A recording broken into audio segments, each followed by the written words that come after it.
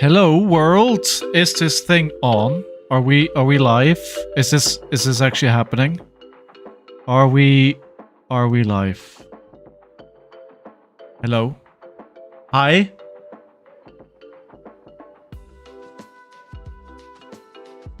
This is your new streamer. Scowling Flesh Baggers. Good evening, everyone. I have made it back in front of the camera. Everyone celebrate! Round of applause for myself. If that works, it does. Everything still works. Guess who's back? Back again. JD's back. Oh, it's good to be back. Oh my god, it's been so long. I'm sorry. I apologize. I was never supposed to be gone for this long. I hope you can forgive me.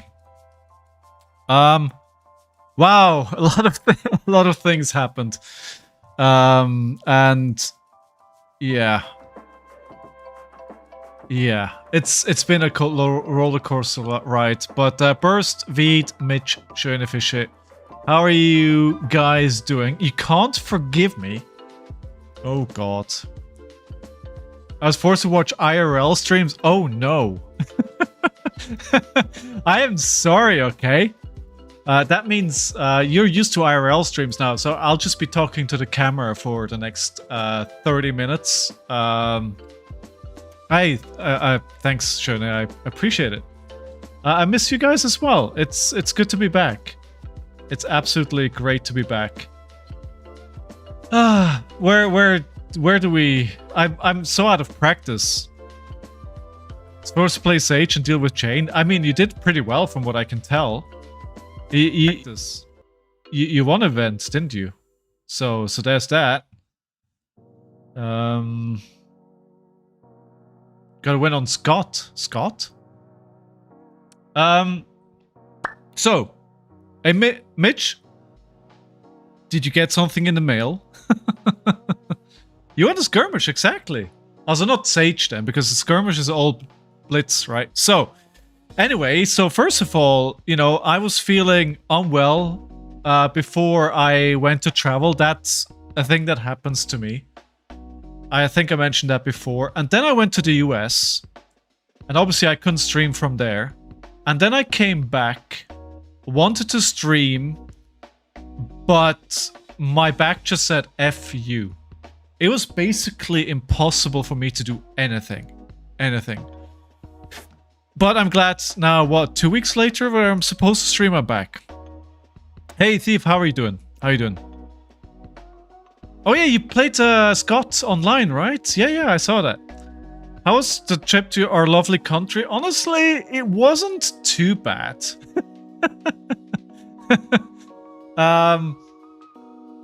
If you've been considering to go to Charlotte for a vacation, I wouldn't recommend it. But for work, it was alright. Like, the weather was beautiful. It was nice and warm. It was like a decent temperature. It was great seeing my team there. It was great seeing the customer. It's a funny story. I wanted to go to the armory on Wednesday, but then I met with the customer that day, and they're like, "Oh, do you want to join our activity tonight?" Like the work, you know, they had some. I'm not going to bore you with the detail, but it's like, "Do you want to join our meeting so you can be part of this work activity we've got going on?" It's like, I don't really want to. I want to go to my armory, but I also really can't say no here. so I had to do that instead, which sadly did not allow me to go to the Wednesday armory. However, in the Charlotte area, there's one armory which is a bit further away. For me, it was super long. I had to take like an Uber ride for 30 minutes. But I did an armory on Friday there. Met some great people. I think it was only the second armor in that location, which, you know, it's like it was great to support the new shop and everything. Bought a few packs, opened up a cold foil because of course. That was good fun there. You got points on your favorite hero, not Dory, so Prism. Anyway, I can tell you more about that while we get into some games. Now, obviously, I wanted to do a special stream for the release of the Rhinar armory deck. That didn't happen. I mean, I still want to do something, but I don't know exactly when. So let's go over here. And we'll dive into some games. So, 30 minutes is nothing. And that's what I hear, right? But for me, that's a lot. Especially a card ride. Alright. Yes, my local store opened a first edition cold foil Arcanite Skullcap. Dude. That's amazing. Wow, how much is that? What, like, I would say probably about $500-600? Is it more? I drive an hour to my skirmish. Dude, I do not envy you. Are we doing the next armory deck? Ooh. I mean, that releases this Friday, right? The whole thing I was gonna do for the Rhinar armory deck only really works with the Rhinar setup. Do you see Fat Player won the first major Riftbound? No! Who was it? But, so, you know, I was on Reddit the other day, right? And it was a thread about Rhinar, I think, and somebody goes like, oh, I can't tell you because I'm gonna play him in Yokohama, but I solved Rhinar. I was like, okay. Okay, you solved Rhinar? Ah. But this is a deck which did pretty well in Valencia. I've played it a couple of times. I want to give it a few spins. Obviously, from the armory deck, it has Alpha Instinct, which makes sense. It's a blue 6, even if it defends for 0. I think the only card in the main deck is Smell Fear. You know what? I'm not totally surprised because it's a blue that blocks for 3 with an upside. It feels like that's all you need for a blue to be good in Rhinar. Then we have to Bear Destruction. I kind of see why. Because if you have to go fast and quick and big and, you know, like, if you've already destroyed your chess piece, I can see how this could have some room. But I haven't really played it in this deck yet. Sean DeWall, Dali Wall, out of Canada, is part of the team TCG that won Worlds. Oh my god. I think that happens a lot when like a new TCG comes out. Then like the Fab players flock over there, get some easy wins, and they come back. Like, I think Michael Hamilton is playing a lot of Alpha Clash, winning tons of stuffs there. New blue 6 for Rhinar, right? J-Rock, how you doing? How are you doing? By the way, I'm not sure if I see YouTube chat. I am live on YouTube, but I don't know if I see YouTube chat because it's showing me only live as on one of the 2 platforms in chat. So I don't know. If anyone on YouTube could, actually I can test it myself. Can I? Don't think so. Bear Destruction is a cool card, right? So when this attacks, if you've beaten chess this turn, you don't control a chest equipment, so if you use your chest equipment to make this 1 cost, this gets go again, and the next brute attack action card displayed gets +2. So you're basically trading a card which you beat chesting on. You're trading it, it's basically a 0 for 4, right? If we attribute 1 value for the card which is intimidated, well no, it's more. If you think about the intimidated card to be a 3 block, so that's 3 value then. Plus the go again is 1 value. Plus a 2 is another 2 value. So that would be 6. Yeah. That makes sense. That makes total sense.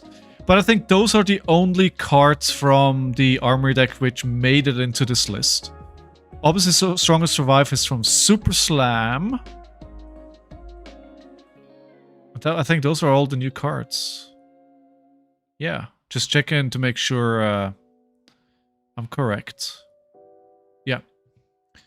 The idea, the +2 was originally going to work like Blood Rush, but they nerfed it. Oh my god, that would have been great. Kennel. I indeed do not... I think so, Kenneth. Yeah, I think so, Kenneth. Yes, I do not see YouTube chat in my chat app. And it's not on stream either, huh? No, it's not. Alright, so I'm gonna have to keep an eye on that to keep both chats under control. Actually, let me... Alright, let me do this, actually. If that is the case, we're gonna move it like this. Now I see YouTube chat. Yes, what do you think of the list, Kenneth? Right. Let's play some games. I am keen. I have barely played any Flesh and Blood over the last few weeks, which makes me really sad because there was a winner box tournament on Saturday just passed, and there was a winner case tournament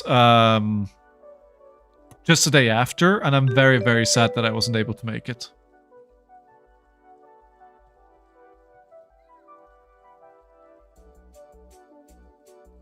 But you know what? Health is much more important than anything else, and my back said, you do not go anywhere. You're staying right at home. It's pretty good. Kumul did a full write-up of their event and the afterthoughts on the Leviathan card. Oh, I have to go check it. I have to check that out. I mean, it did pretty well. I do still like...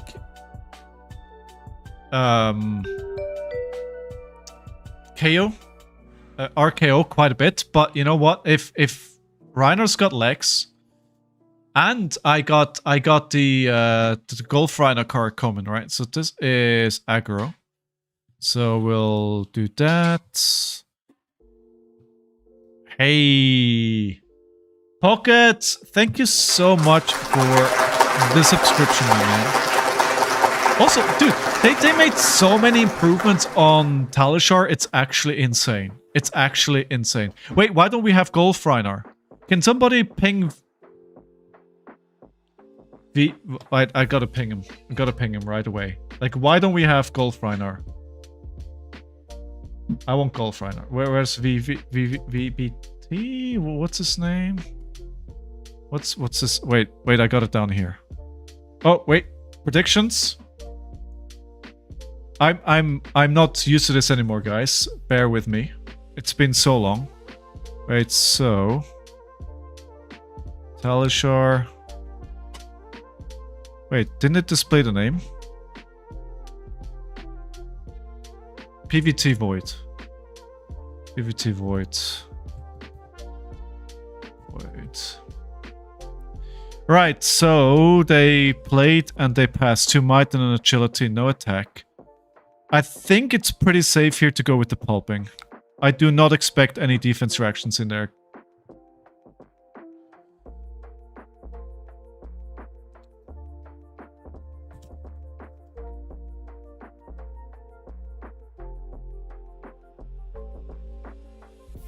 Alright. That's that. That's done. Hey, Pockets, I'm good. Tal looking clean, right? So many improvements. So many improvements. Oh, wait, what are they doing? Cool, right, wait, what? What just happened? Oh, they did block it out. Okay, alright. It's like, wait, what just happened? I missed it. 7. Yeah, so they blocked it. Right. Do we take 7 here? I could do... They have no resources left, right? It messes me up a little bit that I have to look for the deck on the other side. Yeah, Kenneth, I completely missed it, but yeah. Alright, let's take 7. I wanna... No, that makes no sense.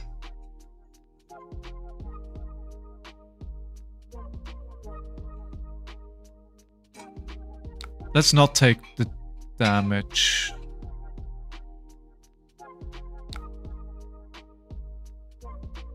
It's only 7. It's only 7. I don't... Okay, let's block 3. I haven't played Flesh and Blood in such a long time. I miss it dearly. But also I'm very... Rusty. Right, so Savage. Cancel actually. Do we want to play big here? The thing is, the Command and Conquer is not going to do anything, right? I could roll Scabbies here. Savage Feast, tear limb from limb. Let's go, Scab Skins. Show me the...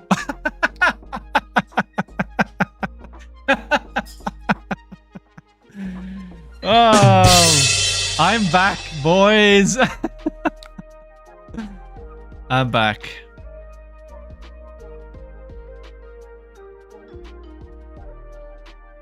I am back. I mean, what are the odds?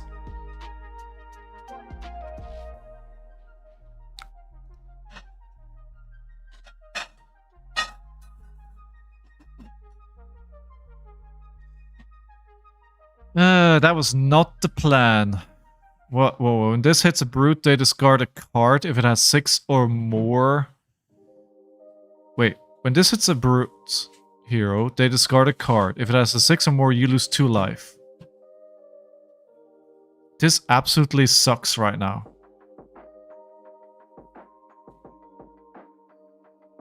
Ugh. Can't believe I'm doing this.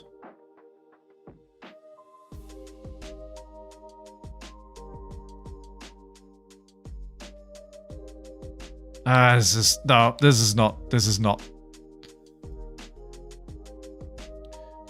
Oh, this is broken. Okay, let's get our head back into this. Do this. Okay. It's kind of the safe-ish play here, although I really don't want to send a Command and Conquer when I...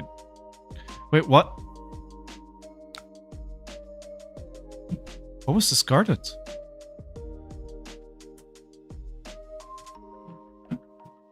Oh, because that... Oh my god. Stop the stream. Can we start over? Can we start over? Is it... Oh no, can we... Oh no. Have you seen the Arakni list? I have seen it, but I haven't really had a chance to properly digest it. What do you guys feel? What do you feel? Is it any good? I think the chest equipment is quite good, right?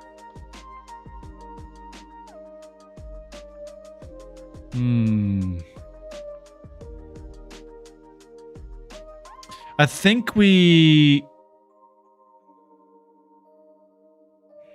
I don't want to take 9. That's just way too much. But I need to...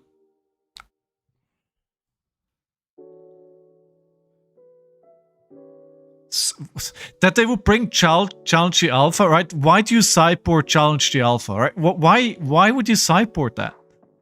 Why would you sideboard that? Nice Embrace is beautiful.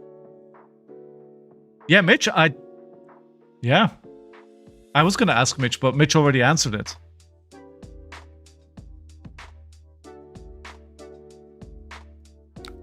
Okay, this is silly what I'm doing here.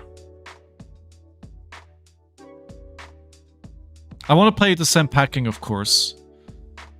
But using the Scowling Flashback here is very... very... questionable. Questionable at best. Really, Kenneth? You think Brute is going to be that prevalent that you want to bring it? I mean, they were right here, right? This is gonna get, what, 3 equipment blocks and a card? All equipment. Oh. Yeah.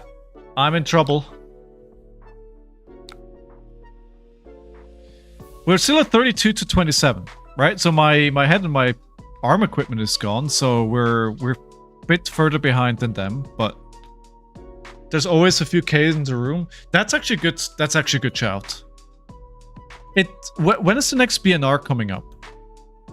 Can't block with pulping.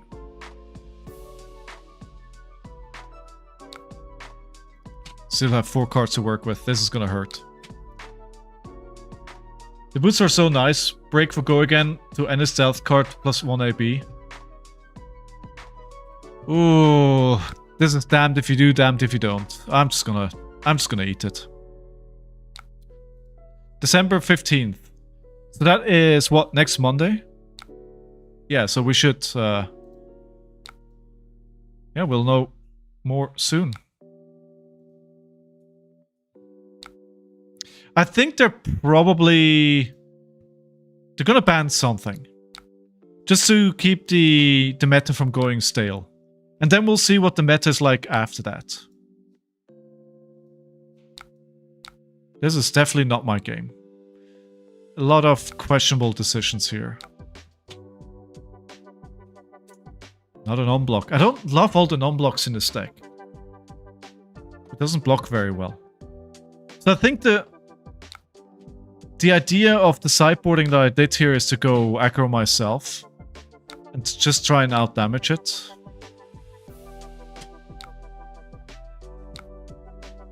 Sir, the meta has been stale. Sir, I haven't played Flesh and Blood for a while.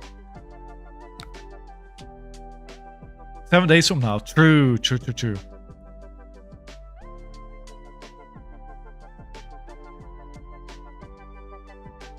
So, it's gonna attack one more time, right?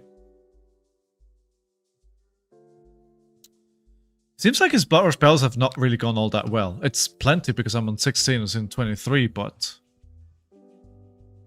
The rolling for action points tells me, ooh, this is 11. You know what? If I block 2 or not here doesn't really matter.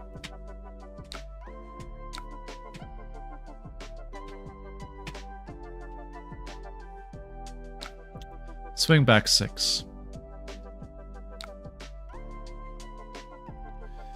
I think on those Blood Rush Bellow turns, having not all cards that block, it's just bad. Yeah, this game never exists. This is the warm-up.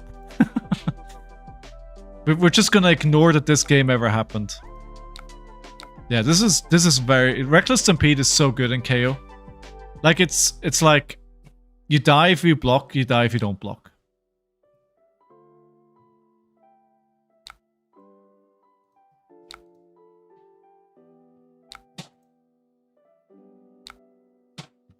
GG. GG.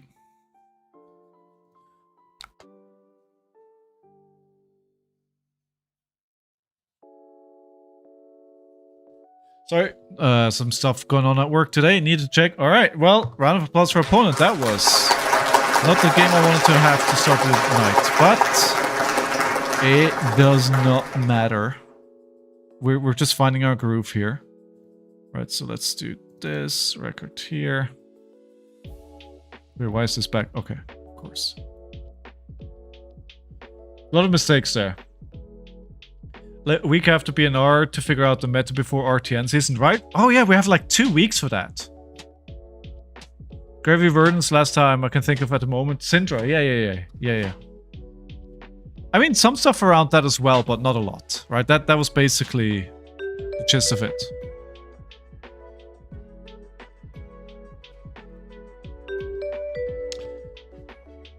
What is happening? I should probably not check second here. Watch me being intimidated.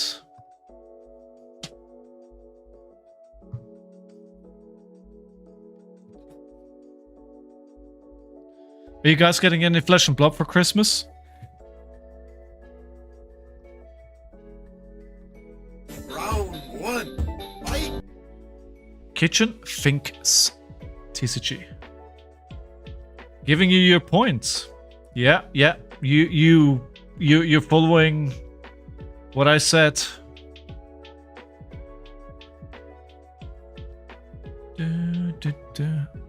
Right, let's see what they can do here. At least I can block, unless they intimidate.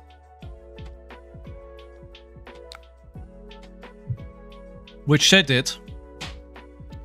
Okay. Suboptimal.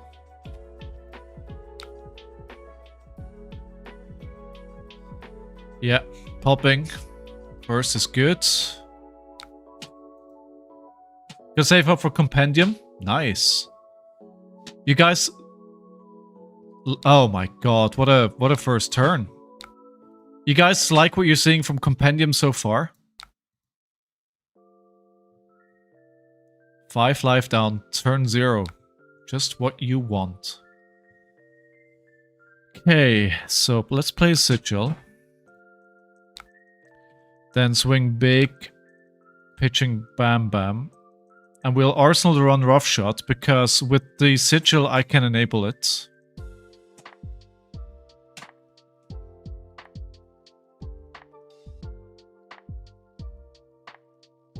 I hope you can achieve your goal of getting it. I hope you can, I hope you can.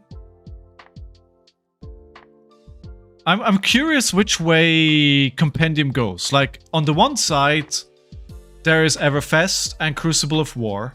And on the other side, there is Dynasty and Dusk Till Dawn. Which side will it fall on?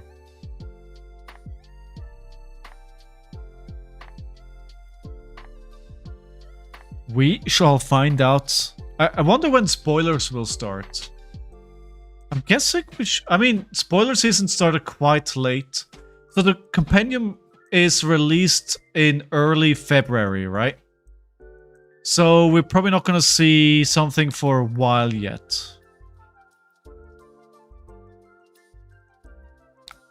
I think they're playing the exact same list that I'm playing.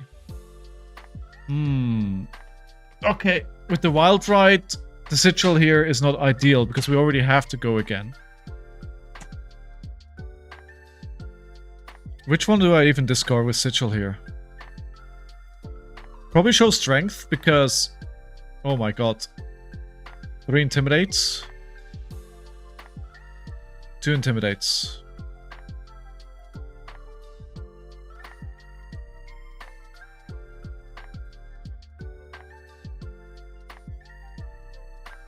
+2. Okay, so...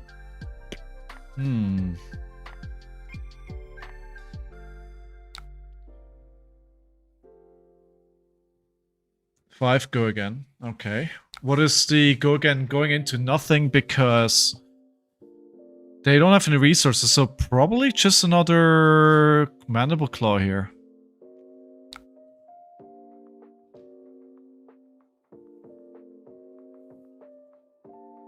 Itchy Eye. I see it as worst case scenario. It's a set with a bunch of good reprints and new toys for Sage. It can't all be bad. That's true, right, J-Rock? That is true. The way I'm thinking about it as well is that this is not what I wanted to see here. They had a lot of time between like expansion sets. So this expansion set should be a banger because they had so much time to make it happen. Alright, so we're gonna start with the claw here. This has go again. I do love the +1, -1. I love when that comes up on the hero. I think that probably makes Flesh and Blood a little bit more interesting to watch as well because more is happening on screen, right? It's a bit more entertaining. I don't know what it does when you pitch. Is it like a money thing that comes up, or?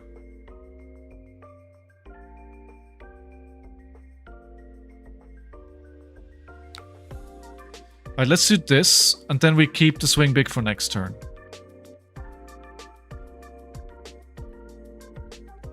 No Blood Rush Bellows yet. Wait. Actually, I think... No, oh, I was gonna say. There's Blood Rush Bellows in the deck.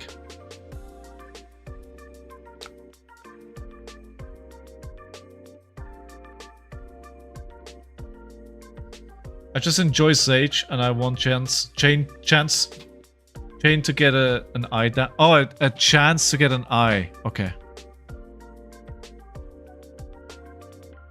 So it has an impact on CC, but I'm worried they went more all in on Sage and won't get anything until the next set. That is a possibility, right? Actually, you know what? The Battle Hardened, another funny fact, the Battle Hardened in Valencia on Sage was won by one of the local guys that plays in my LGS. Like, one of the first games he lost was against me, and now the guy wins Battle Hardened. I feel like I was part of the journey. I feel like I contributed to that. That makes sense, right? Alright, we gotta block some here. So we're blocking 5. Taking 7. I don't want to see legs in Arsenal. We're gonna... We don't have to put it in Arsenal. We can pitch it for swing big and Arsenal to smell fear. Or actually...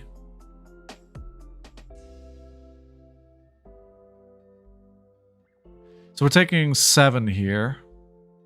We're going down to 26, so we're still ahead. I'm wondering if it makes more sense to beat chest. Intimidate, give my attack +2.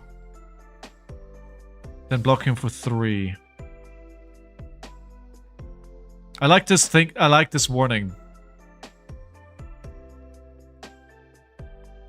If they're playing the same deck as I'm playing, they have Command and Conquer. So... maybe putting sea legs in Arsenal is not that bad.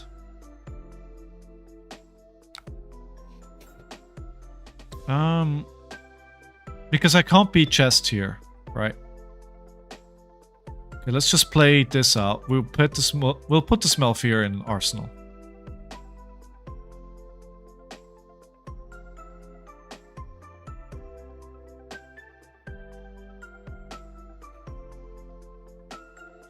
How's everybody with Sage now a few months after it's... or a few... I mean, now that we've known what it looks like for a while now, is everybody still enjoying it? And what are the first bands gonna be? Oldhim? Ah, there it is, the Blood Rush. There it is. The question is, have they found a go again? Pitching a yellow is not ideal, so they didn't have a blue when they started the turn. Otherwise, you always pitch a blue. Desperately need pen. Yeah. I'm thinking that's why they start... That's when it officially starts, right? Because, you know, they're like, we need that set. Okay, now that they've used Savage Sash, I'm definitely using... Scalding Flashback. Oh, they broke it for Bear Destruction. Makes sense. Because this gets go again now. And +2 on the next attack. Alright, let's use the Scowling Flashback here. And now all they can do is actually just swing a claw.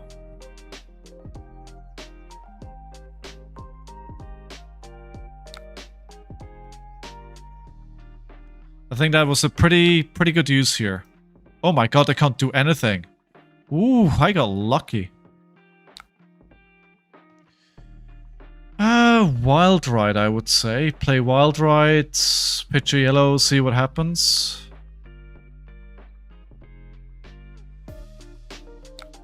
Let's pitch the... Oh my god. Ew, thanks What is... forever. Oh my god. Brute variance. So Chain needs to go. Ultim and Chain then. What's the third hero? So we're banning 4 heroes, right? Because it's gonna be 3 community plus 1 from LSS. And are we doing this for the very start of the first season? I think so. Man, this hurt. I was setting up for a big turn here. I was setting up for a big turn. The card said no.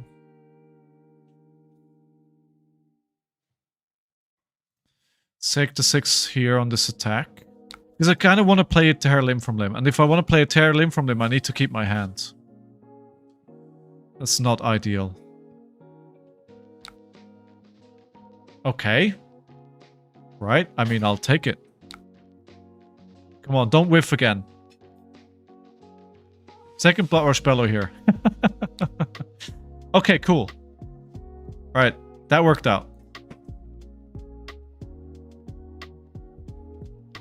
14. It's pretty good. They were pretty hard on that turn though. You have a Wild Ride with Go Again. And multiple cards still in hand and you just fold? Okay, I guess we're both feeling the Brute variants.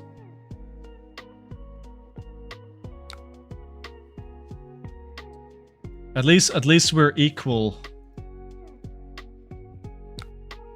Your picks are Chain, Ultim, and Ira. I think those are some pretty good picks. The question is, how sensible are people going to be about their picks? So we'll play this now. We'll discard the Wrecker Romp. And then we'll Splatter Skull here. For 8. And of course there's an on-hit effect here, so they need to fully block this out. Otherwise, one of their intimidated cards gets banished. Destroyed.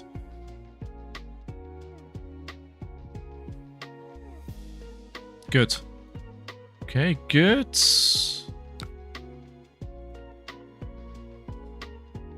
Alright, I like this hand. Wild Ride, pitching, send packing, hoping for a beast within discard. 9. Alright, we can use our equipment here, especially because of the Savage Sash. I want to keep as high life as possible compared to them. I haven't played a single Blood Rush Bellow. They've played like all of them. But let's play this, pitching, send packing, and now pray. Alright. Brute variants in our direction. Let's go. He's on fire! 6, Go Again. But all red hand. We could, however... we could have it Sash here, or just play the Bear Fangs. 6 plus, hopefully 8. I'm probably going to discard the second Blood Rush here. Riptide really would be your fourth choice. They'll probably flashback. You know what? It would be a good place to do it, but apparently no. It would have been a good place to do it.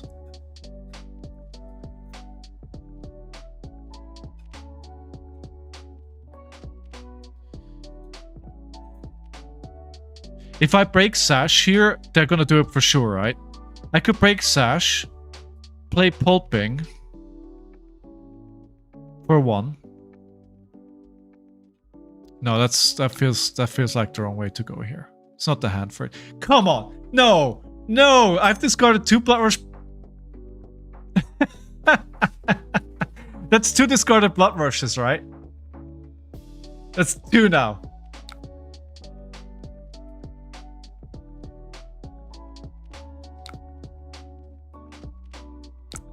Brute gives and Brute takes. It's unbelievable.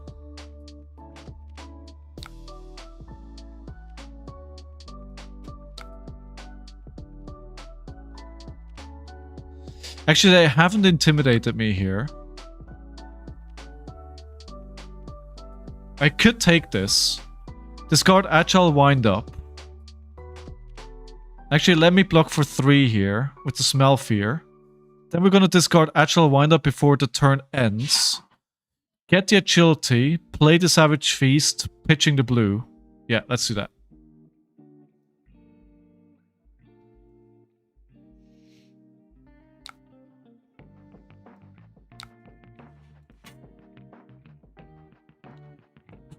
I mean, the Reckless Swing is coming at a good time, but it's a little bit too early. Alright, that's good. That's good.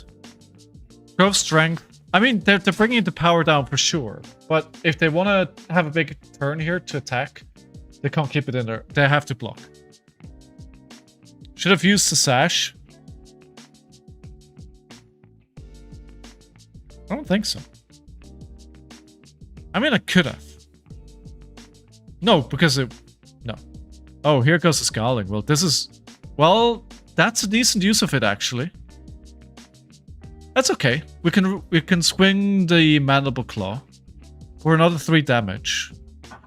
And just put the short strength in arsenal. But now they have a 4-card hand. And I'm on 7. So I need to survive this turn. Are they gonna play their 3rd block? Yeah.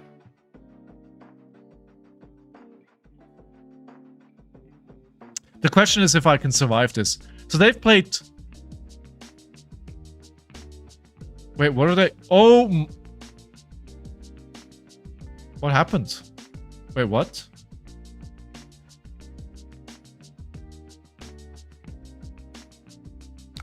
What happened? Did they play double... No, what? Okay, I'm confused.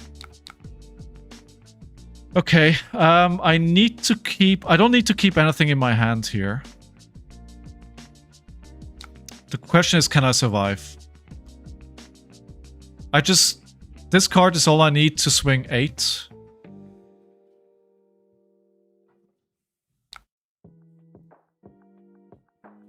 But they still have... Yeah, they have more than enough to kill me, potentially, here. Did they accidentally play a Tear Limb from Limb and then discard a Tear Limb from Limb and that killed their whole... What? Oh, alright, okay. Oh, so... Wait. So what happened here was they played their Blood Rush Bellow, their second Blood Rush Bellow, and it whiffed, and then they reverted it. Huh? Is that what happened? So, you whiffed on the second... and rolled it back? Okay. Josh, how are you doing?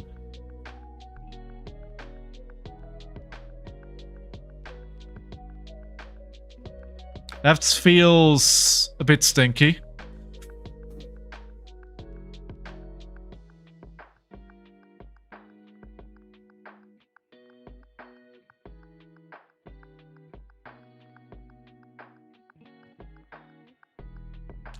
French YouTuber?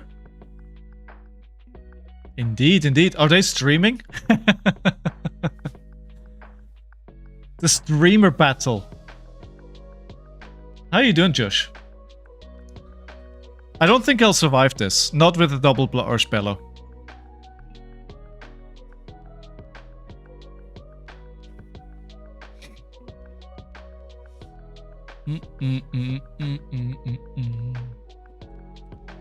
Doing well after a week end of visit in Lyon. Nice. Very nice. This is one of my favorite changes that they made in Talishar recently. They can move this. Like, before it was like up here or down here, and either way you didn't have all the information. Now you can move it away around freely.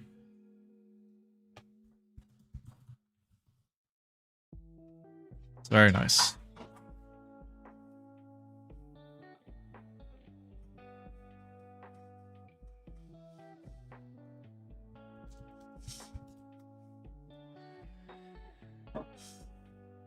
You Worlds. My money still is on Germany. But it could be somewhere else as well. I mean, I could see Poland, to be honest. Yeah, I'm dead. You know what? If you're playing against a brute and they get 3 Blood Rush Bellows and you get a single one, you know, I'm surprised I'm still at this.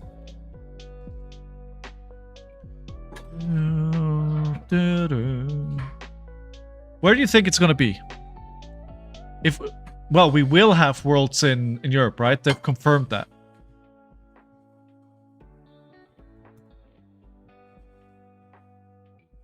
Stinkone do? It's claiming it's not a Stinkone do. You know what? I don't really care at the end of the day.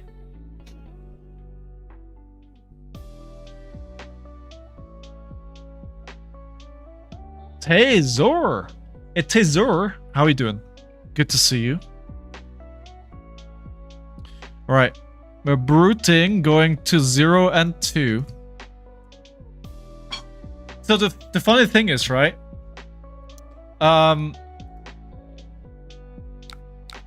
I go to the US for work. I go to an armory. And have you tried this new Meatex cooking from Carlos? I have not. I've seen it being shared on socials, but I haven't tried it. So I go to the armory and I sit down.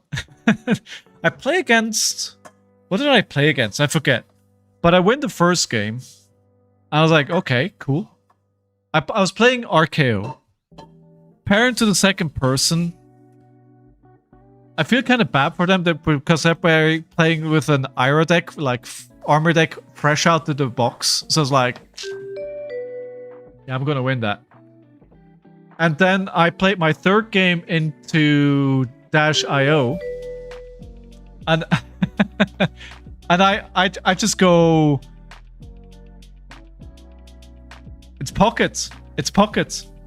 Stream sniper, freaking stream sniper.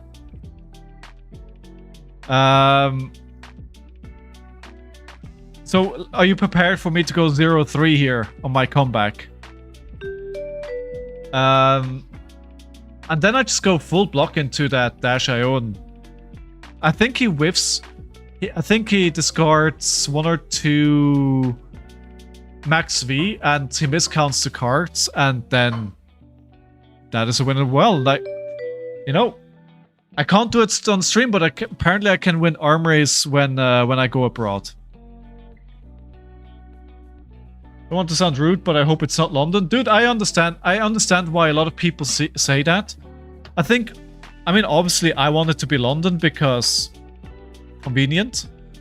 But I do understand that if you're from continental Europe, it's kind of hard to get to, and it's also kind of expensive. I 100% understand. So we have a Centauri Saber and we have a Hot Streak.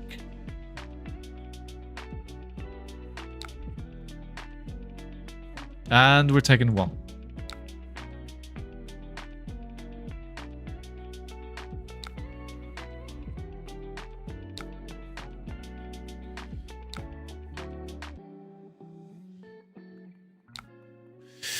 All right, do we do it? Do we do it? I think so, because otherwise I'm just going to IP myself.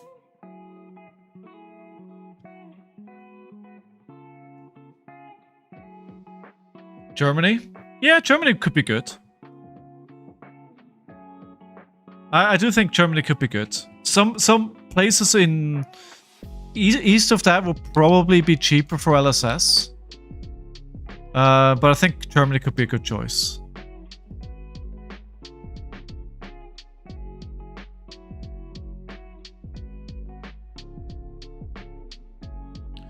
Have you seen my biggest pull from an armory pack?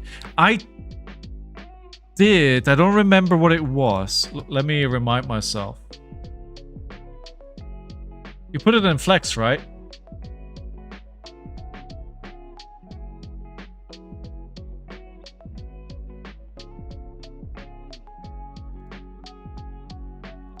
No, this is a different game. So maybe I haven't seen it. What was it? All right, 5. I don't love where this hand is. I'm gonna risk it, guys. I'm gonna risk it. Nothing won, nothing lost. All right, we'll pitch this. Okay, it wasn't really necessary. But I could have had a much bigger turn if I played the Savage Feast first. That's that? Wait, what? The Riftbound? Or Rift Guard? Or whatever it's called? Oh my god. How much damage? 3? No! And what a hand. 2 blues. Don't want to see that at all. I don't want any of those cards right now, but I think we'll Arsenal the Reckless Swing. That makes more sense in Arsenal. Defense reaction. Cool, and I got rewarded for that. So we'll block with the non-6 here. And then we'll play the Reckless Swing to trigger that, and we'll take 2 life off them. And just swing, stronger survive. I think that makes sense. I think Germany would be a good choice, as you say. Also, the Netherlands could be good. I think the Pro Tour that was in Amsterdam was pretty big as well. How do you guys feel about the new Shelter of the Storm art? I kind of like the OG better. The weapons are really strong. Which weapons? So they blocked it out with just 2 cards, huh? Oh, this is +3. Draw cards. There are 2 blood on our hands, so we're being pitched. They only have a gold so far. What is my game plan here, by the way? I haven't thought about that at all. I can't give them money. You like the old art as well?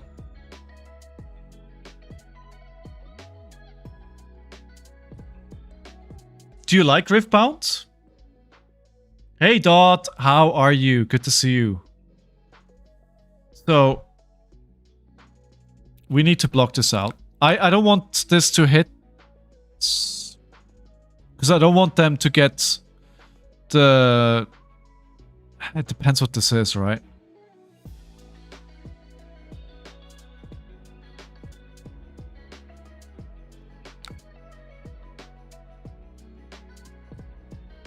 Okay, actually, I don't think that's a good block, because that actually is relevant. So we're blocking for 9 here. So I hope, of course, this is not a reaction that they have in hand, a 0 cost.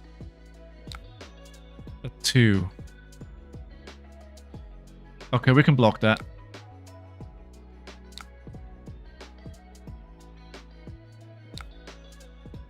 But if I play like this, I'm not sure I'm getting the value that I need.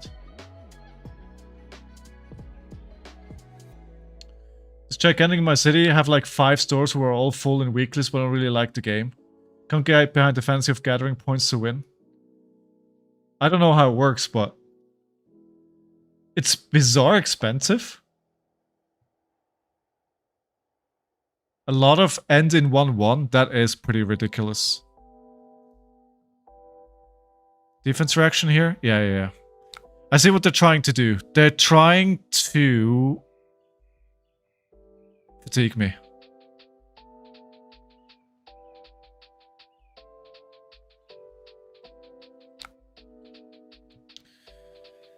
Let's create 200 spies. Let's go again. Okay. No gold generation on this. Can I risk a pulping here? It feels very risky into a deck that has just shown me so many defense reactions, but we'll try it. I mean, I don't even know how their rarity system works, to be honest. The thing is, I don't think I can sit around. So either they have the defense reaction in Arsenal or they don't. It's that simple. I can't wait and sit around to play their value game. I think I'm gonna lose the game if I just trade value. Okay, good. So we got that through. I think we'll do double claws, Arsenal with Savageries. I need to find big turns. I need to find 3 Blood Rush Bellows in good time.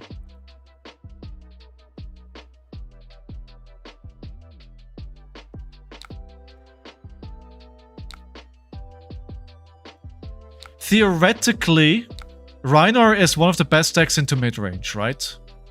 So theoretically, this should be my favor. But you know how bad I do into warriors.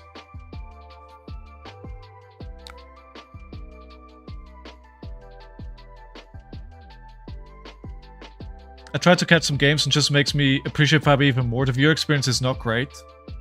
I mean, they're a very new game, right? So I think that kind of will ramp up. But I mean, what Ethan and the team have done when it comes to how good the game is to watch, it's incredible the amount of work that they have put in. It's absolutely incredible. Like, I don't think any TCG at the moment can match the production quality that Flesh and Blood has. Next time a weapon attack this turn, create a copper.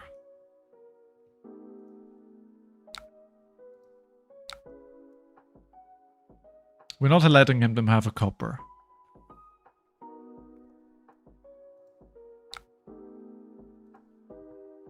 But they have 2 cards in the hand. They're probably gonna go over here.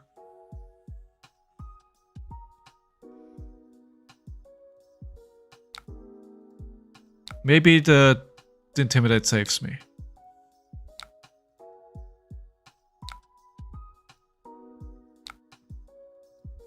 Outland Skirmish. Ooh, I can't stop this. I can, but then I throw my whole hand at it.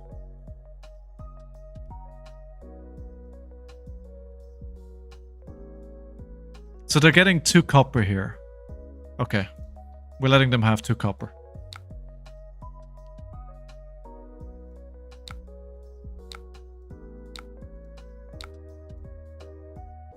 I'm gonna risk the Scappies. Again. No! No! Dude, that's 3 ones today. Oh!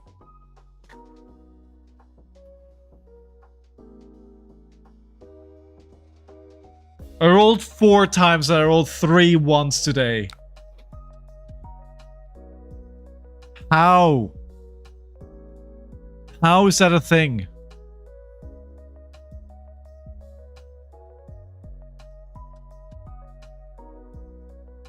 How is that a thing?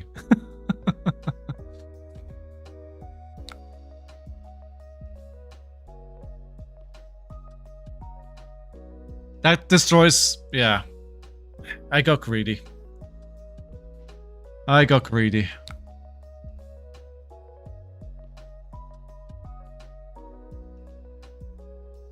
Punish for greed.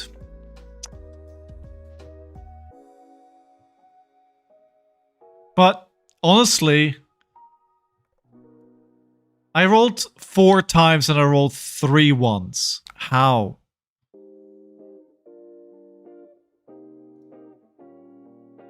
That makes that the odds are saying that should not be a thing.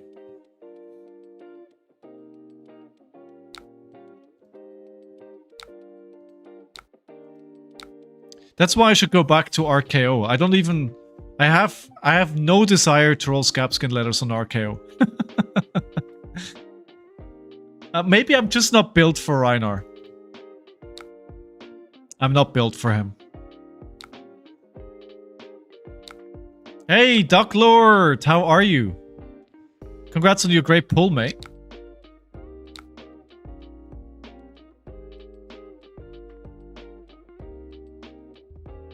The Orca looks tempting even for me. You know, I don't like brutes. I don't think he plays very much like brute. L, how are ya? L, how are ya?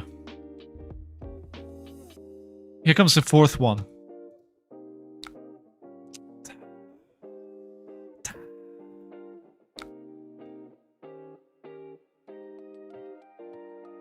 That makes no sense. Should have blocked here.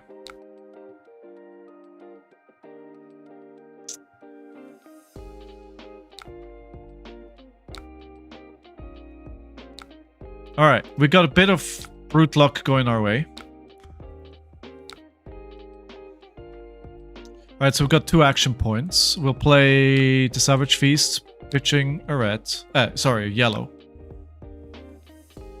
6, we have a 2nd action point. I'm okay, still a bit limpy and resting after the weekend. How are you? Hope you're feeling better. I am feeling better. My back is still in constant pain. But... you know, I went like walking like this, like a 90-year-old dude, to walking like this, to almost walking up right now. I was actually able to manage 2 walks with the dog today, which is surprising. So I'm starting to get there, but it was bad for a time. It was really bad. It's already found a new home. Already sold on. That's the way, that's the way. Scab certainly is a way of life. Is it? How are you? Oh, congrats, Stout. Congrats on winning the skirmish. Teach me. Right, so what do we do here? I could try and go big. Actually, let's do it. We'll break the Savage Sash. We'll go for... we'll play this. for 1 cost. And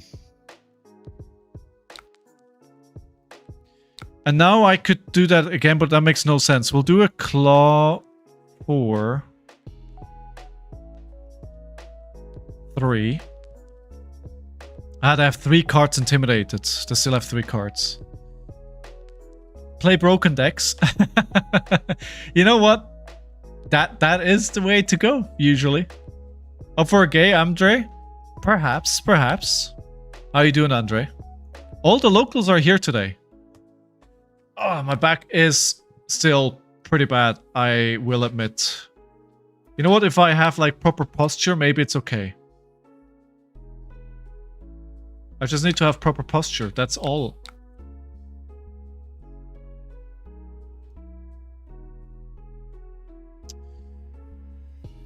Okay. Another draw swords? Good lord. I don't want to block here and then go all in. That's a bad decision, but... yeah.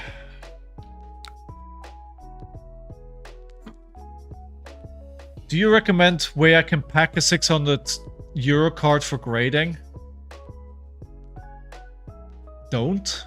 Just sell it. Ungrade it.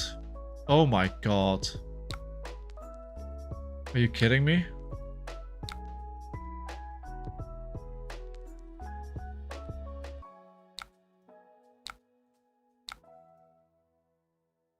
Yeah.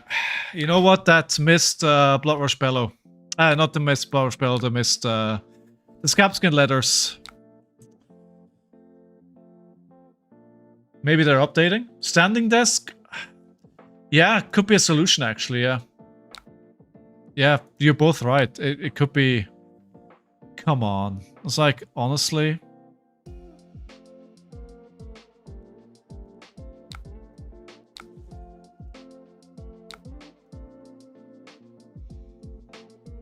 yeah, I'm super dead here. They don't really have to care much about this. I can't present enough damage to threaten them. Unless they get cocky and I draw a Reckless Wing. But he's too good for that. He's not gonna fall for it. Wait, what just happened? Oh, blocked with Blade Fury. That kind of disappeared. Didn't see what happened there.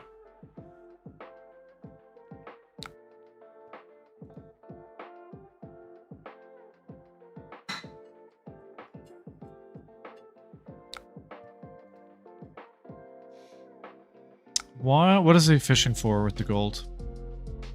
Probably got like a slice. No, he had to go again.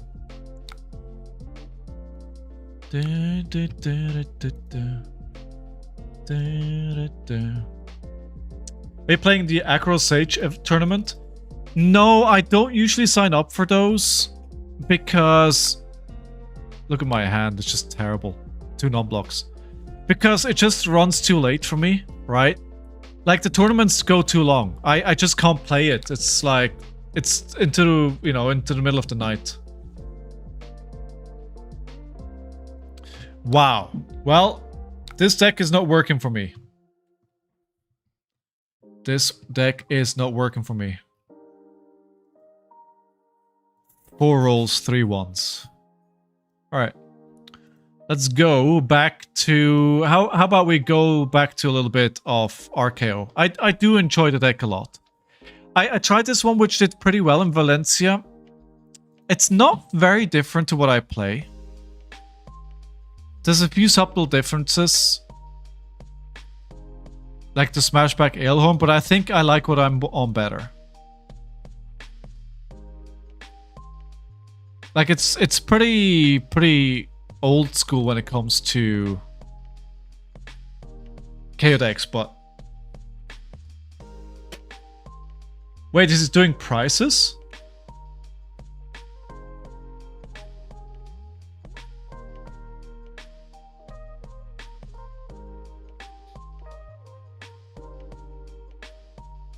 I was not in Valencia. No, no, no. The deck is from Valencia. I was not there.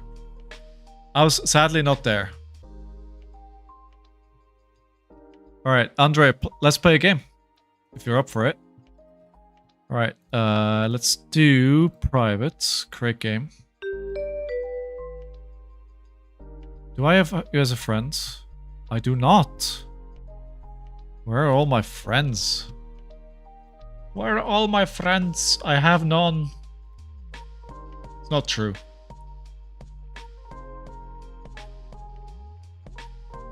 Send you in Discord.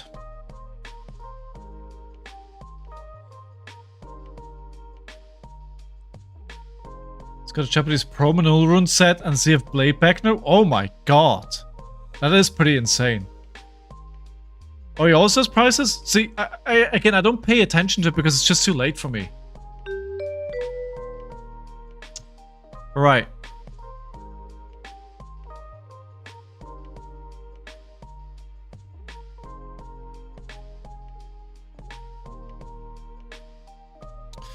So they will go first. Can we finally pull out a win here? I mean, Japanese Pro Manul rune set is pretty good.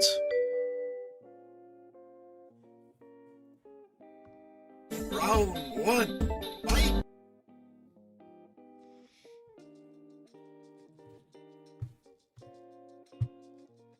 Versus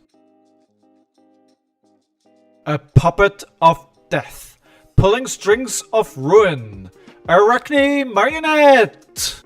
Man, but Aggro's really putting those prices from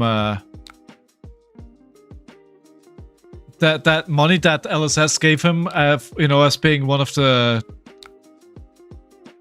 content creators to good use, huh?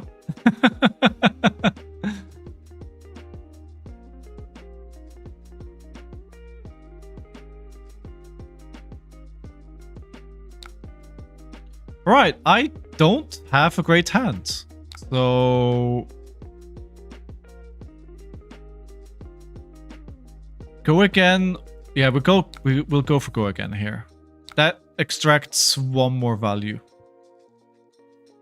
Is webcam? I think it's Talishar. I think it's Talishar.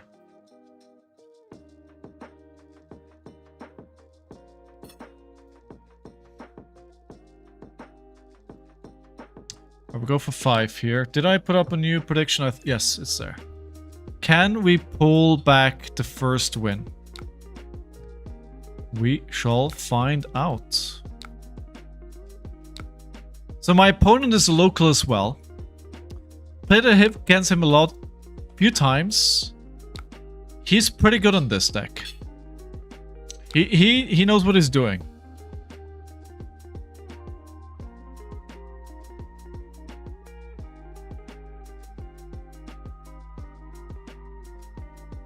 Command and Conquer, Sigil. And, okay. So this draws a card, but only if I'm marked. But of course, if he flicks a card, I'm marked.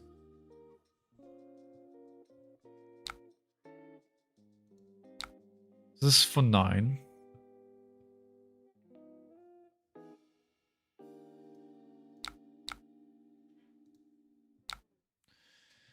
This is like impossible for me to block out.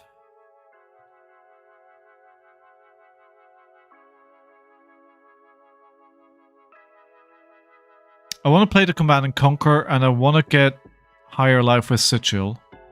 So I'm thinking if it goes higher, which it will, I can still use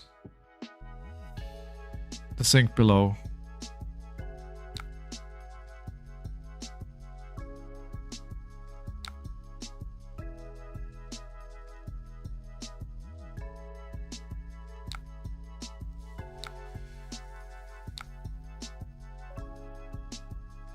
Do I think? Yes. I think this. I don't really want the Sigil here. Ads coming in 40 seconds. Yeah, exactly, pockets, right? Oh, Command and Conquer. I don't have anything in Arsenal.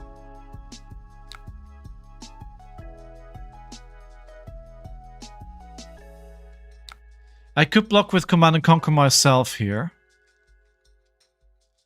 And then I'm taking 3. I go to 36. I can play the Mocking Blow. But I can't... I'm missing 1 resource. So what I can do here is actually block like this. Block 5, take 1.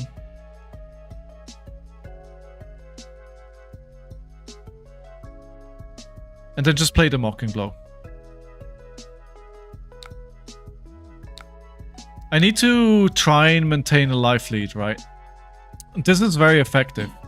It's gonna be a 0 for 3. Well, 0 for 4 because I do get the resource. Spicy Vigor. I don't know why he's blocking with 2 cards. I don't have any cards in hand. Oh, he's got a big turn where he can want to buy back those. This is the dagger gets +3. Okay. Yeah, I was considering it. Yeah, actually, you know what? With having the 3 yeah, it probably would have been the right choice to do here.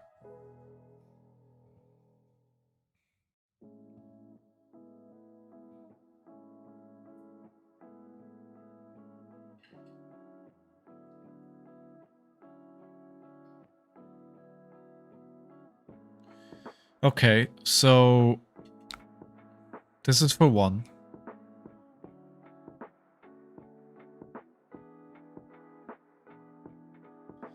Do I want to let him mark me? So he's going to discard a card to give it +3 anyway, right?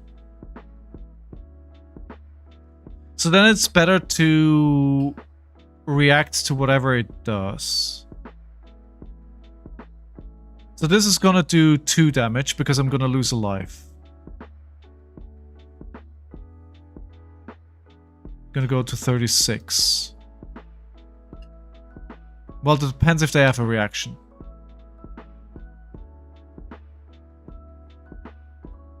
We can still play for the +3. Does not do it.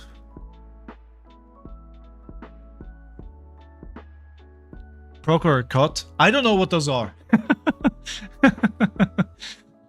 I don't know what that is.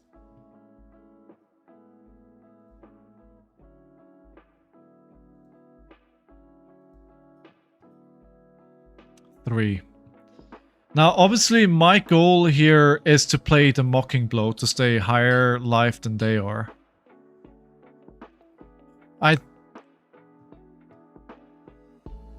still has 2 cards, which is... could be anything. They can still... get the +3. So there's 2 options here. I could either try and gamble for a Mocking Blow or just play the Show of Strength. I think we're gonna block just like that. I'm probably gonna go lower life than here no matter what I do.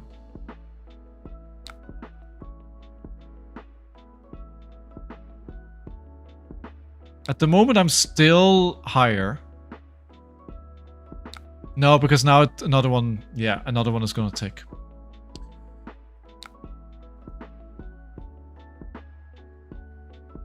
So they're gonna Arsenal or attack again? Gonna attack again. And then... Alright, so... I think in that case... we block with the Flex Strength.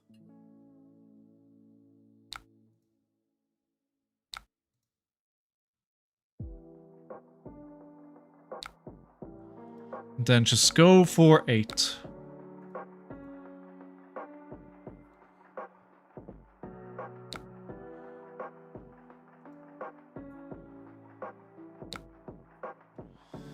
Alright, that's much simpler.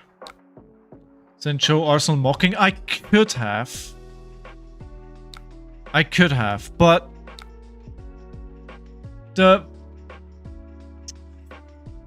I don't know how well I can manage my life total. Cut from the same cloth is dirty.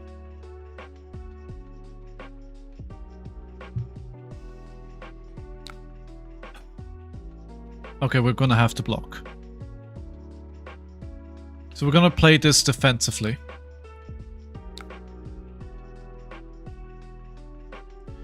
So what I want to do... The looking for a scrap... No, we have a target for looking for a scrap.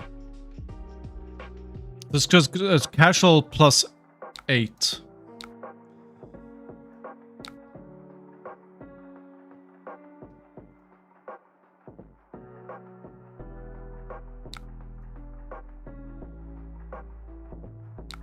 So what I want to play is looking for a scrap into swing big. That's my plan. Which is more damage than what they're doing. Which is good. So far, at least. It's 13 damage against their 9. However, I am marked. Discard an assassin discard an assassin card. Target assassin gets +3 if it has stealth. Banish a card from a hand. Do not love that at all.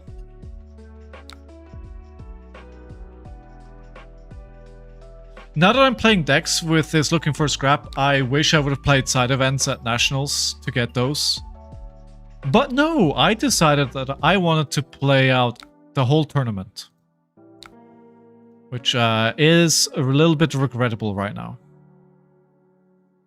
But I feel like Nationals is one of those tournaments where I always want to play to the bitter end to say where I am. Am I the only fan of the new lookings? Which new lookings?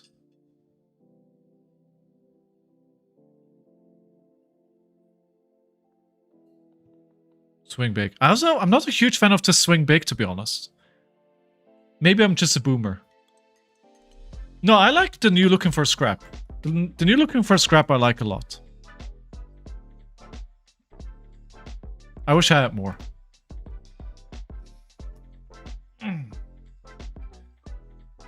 My back is like, why are you still sitting? Why are you still sitting, bro? What are you doing to me?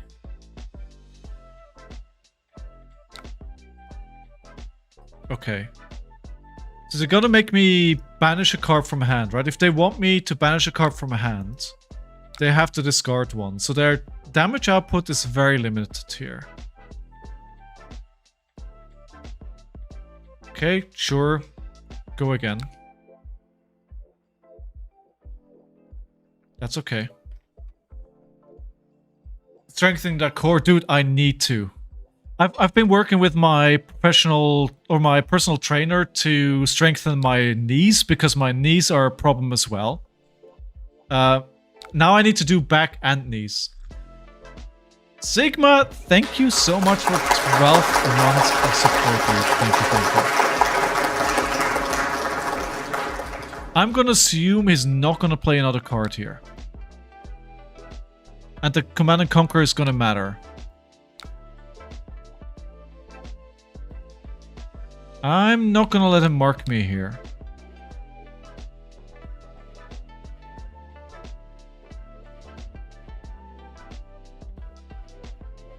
Is that a reaction? It must be. How you doing, Sigma?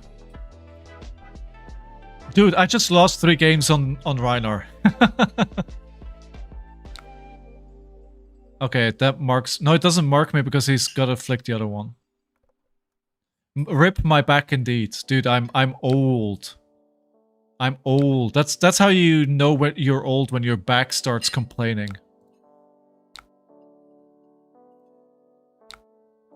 Alright, so we do the same thing again.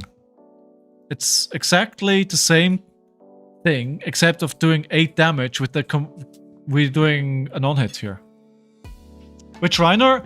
The one that did pretty well in Valencia.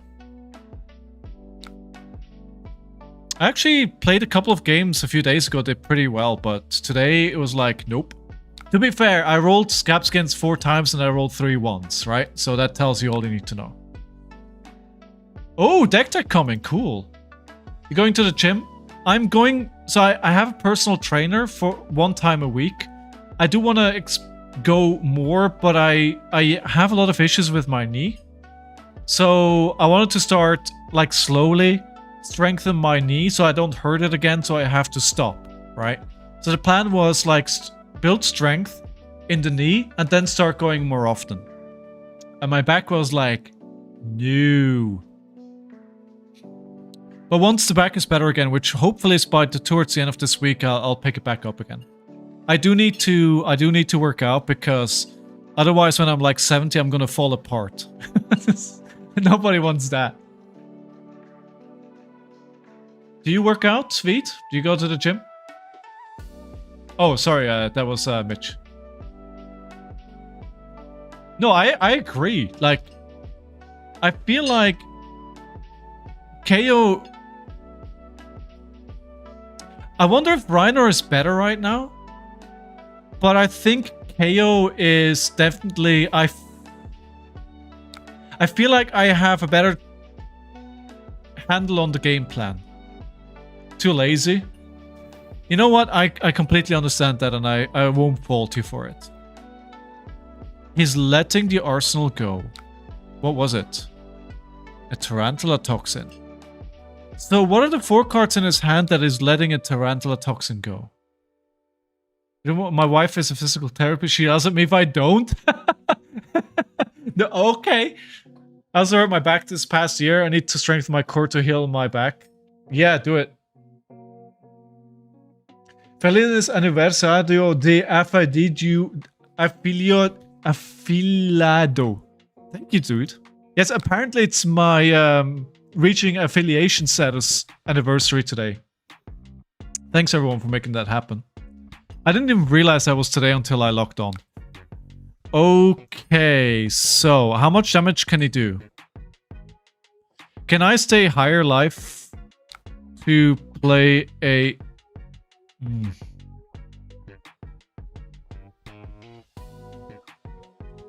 Wait, why hype train all of a sudden? Didn't you just subscribe a while ago, Sigma? Wait, why? That hype train came out of nowhere for some reason.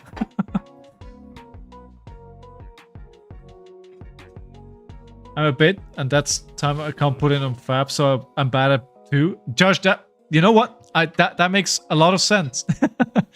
Like, Flesh and Blood takes so much time, honestly.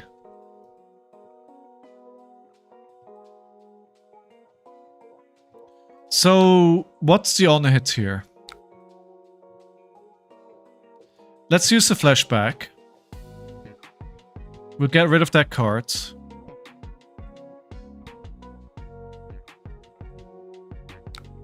And then a fate. Just to get less damage. Blue next hand is pretty good. He is gonna... No, he can't draw a card because he can't flick that dagger. Because it's on the combat chain. Sure, Mitch. Embrace the hype train? I'm embracing it! But you guys gotta keep it alive. Give me your Bezos bucks.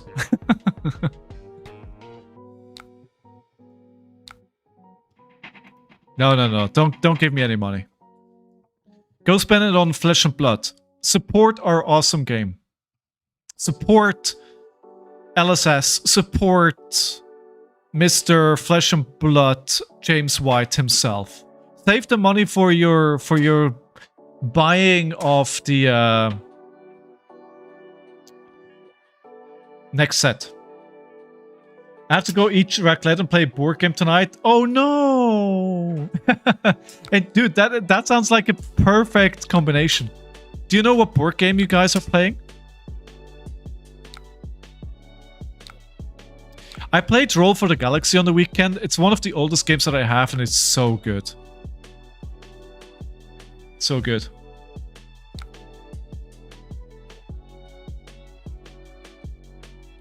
Oh no, L! That's okay. That's okay. Don't worry about it. Right, so... Kiss of Death. If it hits, I lose life. What do I want to do on my turn? I could just do 12. I could go for 5 into 7 for 15. Yeah, that feels pretty good when they're on 2 life. New Fallout season is coming this week. Is it out this week on Thursday or Friday? That should be good, right? I look forward to that. Moonrakers? I tried Moonrakers. I like it. I like it.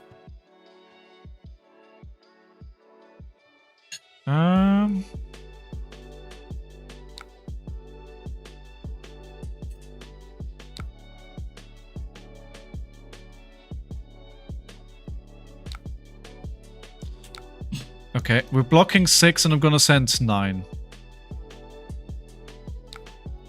I forgot about Codex. I keep forgetting that Codex is a thing. Recent Metex builds? Not yet, Sigma. No, I have not. Is it actually not a meme anymore?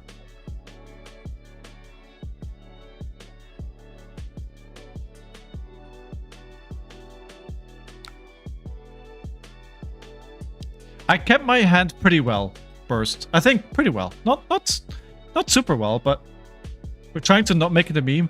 You built it for Carlos and then Carlos played it in Valencia, right? Did I get that right? Next week? That's okay. Has anybody watched Pluribus? Everybody's raving about Pluribus. This weekend, we finished the second season of Severance, which is still very confusing, but it's very good, but it's very confusing.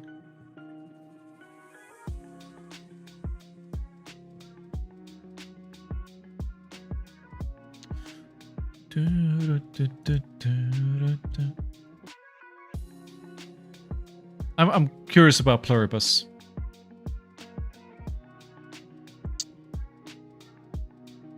Oh, it wasn't yours. Guess brought me something some dude was playing on television. I re-engineered it. Yeah, I like your tinkering. I just realized next to the boot there's now a tomato. Love it. Oh, is it? Same as Breaking Bad. You know what? Want to know something? You want to know something? I have never watched Breaking Bad. Are they dead? Still dead. There we go.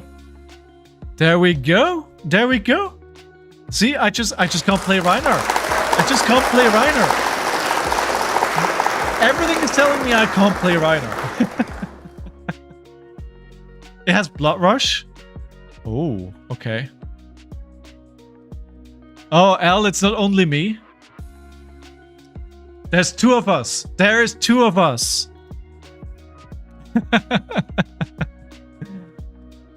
Finally a win. As soon as I wean off Rhinar, we're there. Thanks for the game, Andre. Thank you. We're the only one tours of the world? There's gotta be a third one out there somewhere, right? Oh, really, Thief? I mean, just in the Metax build. Johnny, how are you? Good to see you, Johnny. Will you watch it eventually? Personally, I feel like it's one of the greatest shows I've ever seen. So, I'm not sure. I'm not sure it's a show that I'm going to enjoy. Because I may be wrong, right? I think it is a tragedy, right? I'm not sure I'm saying that right. And I don't want to watch a show to feel bad for the characters. It's not my idea of entertainment. Just like I don't like watching scary stuff because I get scared. And getting scared is not my idea of fun. Some people watch it because they want to get scared because I think that's fun, right? I feel like a lot of the Breaking Bad episodes are like depressing, if that makes sense. And I don't want that. But maybe I misjudged the show. The new FNAF movie? What's FNAF? They listen to streams, always around anything else on Twitch. Dude, thank you for being back. I appreciate it.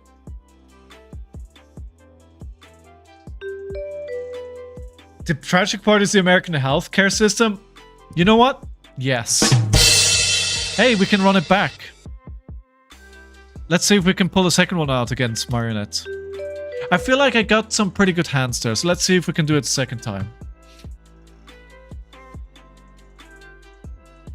Like, I actually read... Oh. I read the comics before it was cool. No, I actually read a lot of the comics for Walking Bad before the show ever come out. And then I watched like season 1 and I just wasn't interested because I felt like the show did it, the comic did it so much better. Yeah. Interesting hand. Let's roll Scabbies. There we go. Alright, let's go for 8. Picture blue. See if we can catch him out. Five Nights at Freddy's? Is the movie good? I mean, I know the games, right? I know the games.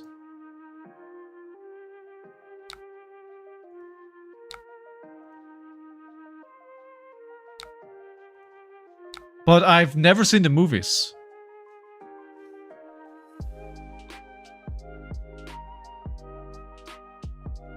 Which show? We started talking about drug dealer one. Hey Schmutzli, how are you doing? Sorry, I had to move around some things with my interface here because of course things broke, so I may have missed some things. We will, Al, we will. We'll find them.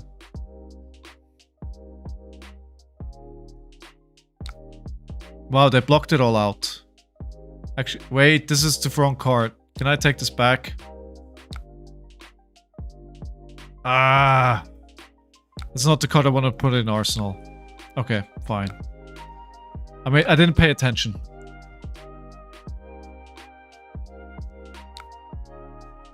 The Last of Us, I've seen season 1.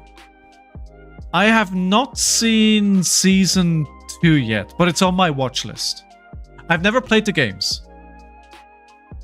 Still grinding away on the Warhammer painting? How's it going?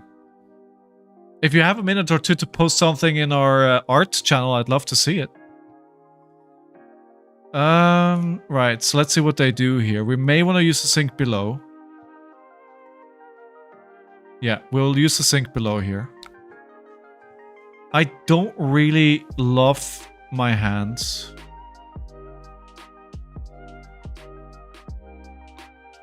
Because I'm not higher life than them at the moment.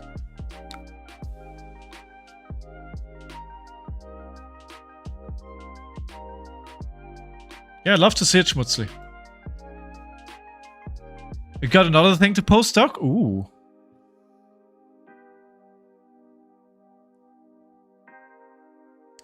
Yeah, we'll see if we'll watch it eventually. We'll watch it eventually. Right, so what do I do here? I definitely need to get this crap card out of my arsenal. Actually, do I just let this hit?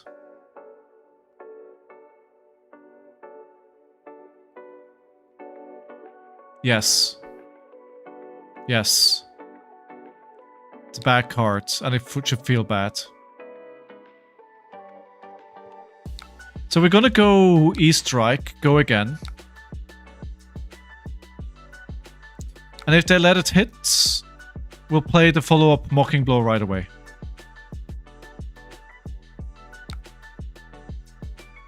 Have you been having fun in SA? Say, I haven't played a lot of Flesh and Blood, to be honest. When I play it, I do have a lot of fun with it, yes. Okay, so we need to remember again, this is a assassin, so me being able to keep my arsenal is not really a given. I'd rather pitch the yellow and attack for another 3. I do enjoy Ira a lot in Sage. Wait, your brother commissioned you a Christmas present? Oh, now you got my attention. Which KO are you gonna be playing, Johnny? Armed and Dangerous? Well, no, not Armed and Dangerous. There's 3 KOs which are legal in Sage. You need to say... You gotta be more precise. Oh, 9. 9.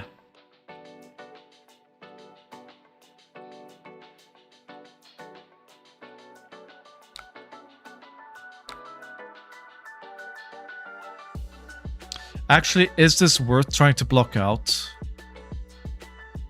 I think I'd rather try and play the Command and Conquer. But keeping him off marking me is pretty good.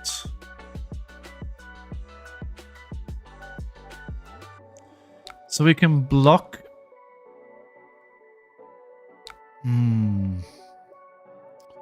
I'm not sure what I want to do here.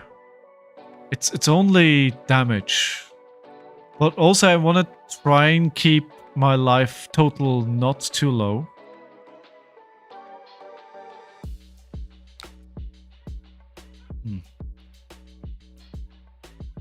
I think what we'll do is... No, okay, so this is 9. Alright, we'll play a bit of the risky game. We'll not block here. I'll block with a Fate. Then play a Command and Conquer afterwards. And then Arsenal the NIMBY.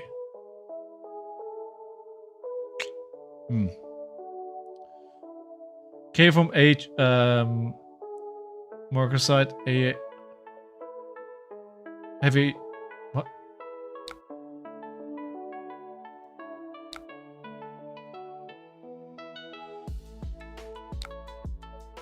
I'm not planning to watch them, Mitch. Ira's very good in Sage. Yeah, I mean, Ira makes, makes tons of sense. That she's good. Okay, so now the Command and Conquer is kind of bad. And I took 11 damage. That is... I regret my decision immediately. I think we'll play the NIMBY in this case. No. Now this completely backfired. It's completely backfired.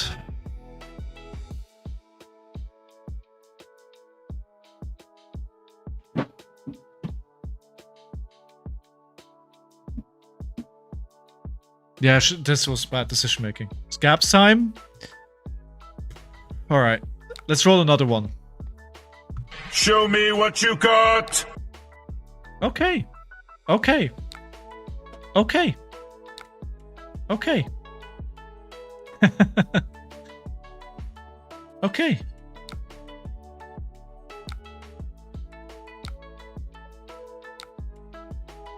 I wish I had one more resource. Dude, I rolled 3 once today.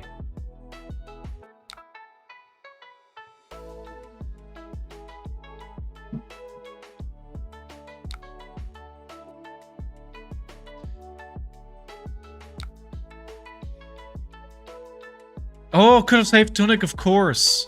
Of course. I didn't need that. I'm so into that play pattern that I didn't even think about it.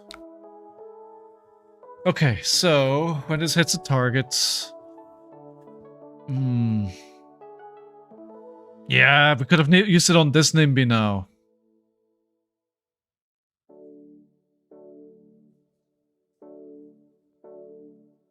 That one wasted resource is costing me 5 value this turn. I can still use Sync below here. And maybe fish for something better. But that mistake costed me 5 value. That's actually insane. Ad break coming in 1 minute. Apologies all. Gotta turn off those pesky pre-rolls. Do I have a chance to stay on higher life than them? I don't think so. So we'll just block here, I think.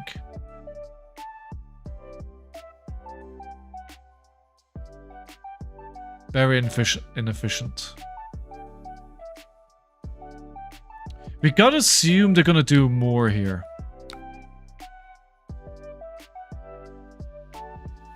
Gotta figure out what to buy my family for Christmas. That's a question every year, isn't it?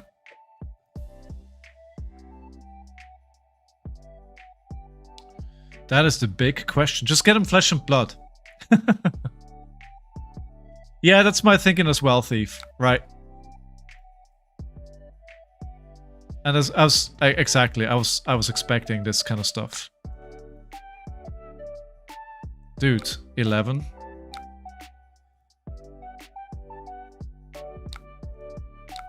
I was thinking I could... Yeah, okay. I was thinking wrong. It's a lot of damage. I'll do shelter.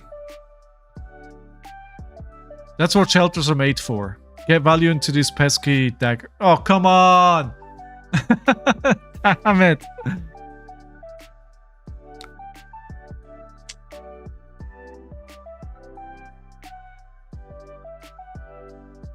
It's a good challenge.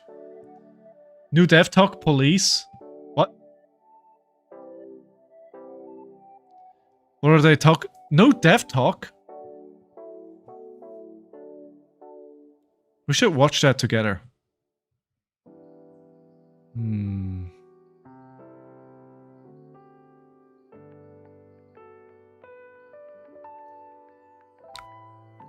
This is blocking for 4. I haven't... They've managed my life very well. 40 minutes? Ooh. That's long. I mean, they've got to explain, you know, what happened with Living Legend and Blitz. I think people had questions, right?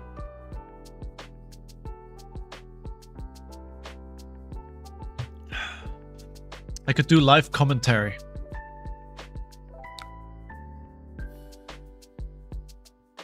I'm thinking E-Strike for 5, draw a card. But then again, we have the same issue, right? Let's just go for 7.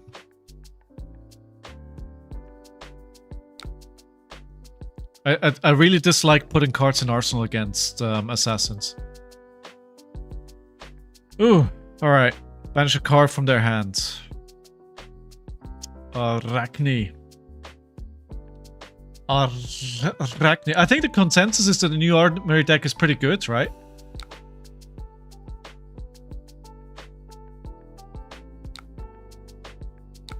I can put it on after this game. If that works.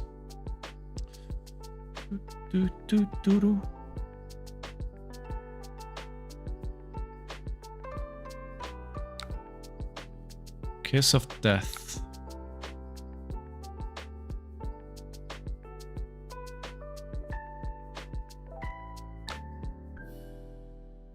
I mean, they're gonna give it +3, right?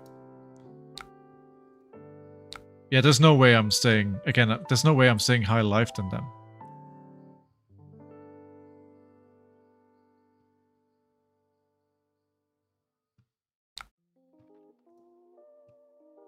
So now we're on 18. Oh, come on. Yeah. Yeah.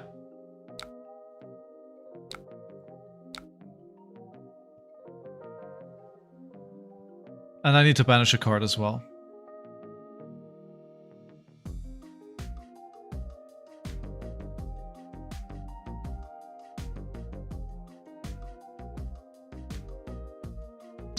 No good choices here. Bye-bye hand indeed, yeah. I think it wasn't incorrect to use the Scalding Flashback here.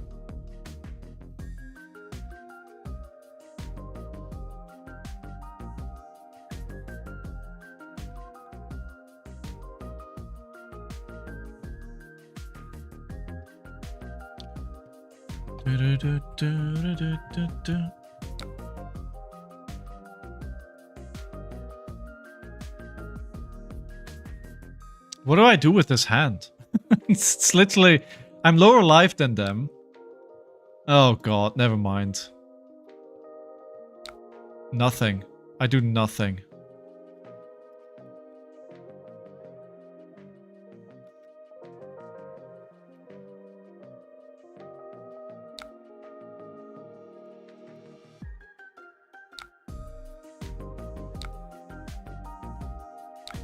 Absolutely nothing.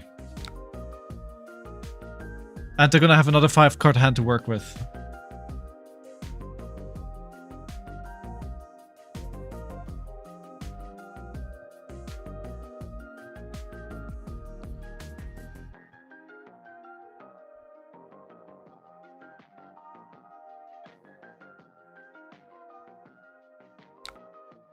Oh, overcrowded could have blocked. Ah, you're right.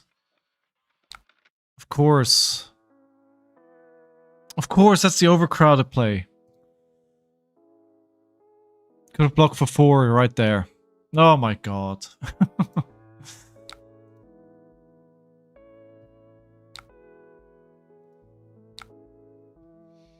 Hmm.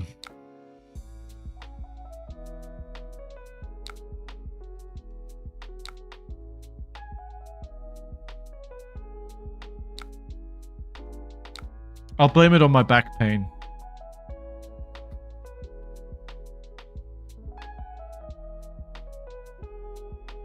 Yeah, I can't block this. Not for 1.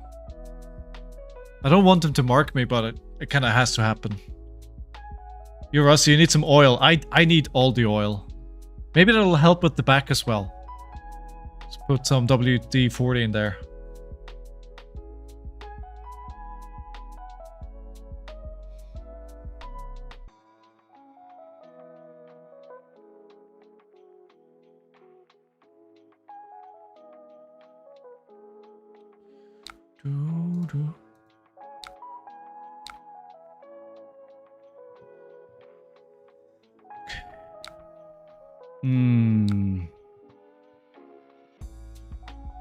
I bet they have a reaction here.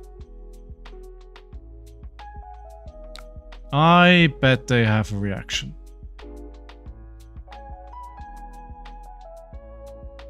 I'm trying. Dude, don't spoil it. We're gonna watch it in 5 minutes.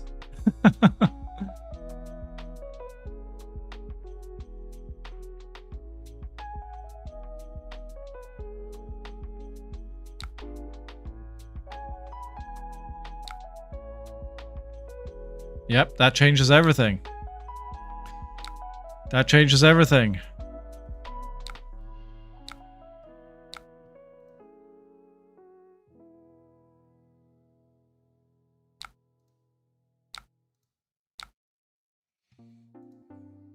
Baiting from Veet? Never.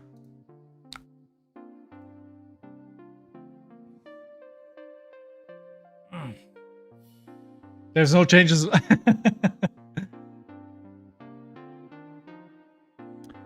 Nothing has changed. How do I get this game back? Like, right? It's like following the advice of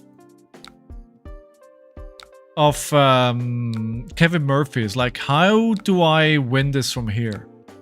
I'm not sure I see much of a path.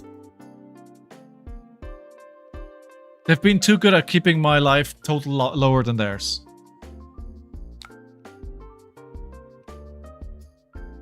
Shelter is a good start. Take it on the chin is pretty good as well.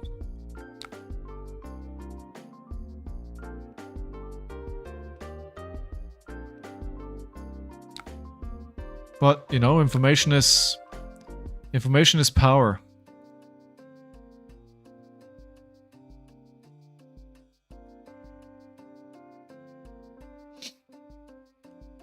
All the events to UPF. Now you're baiting. Now you're baiting. Okay. Great.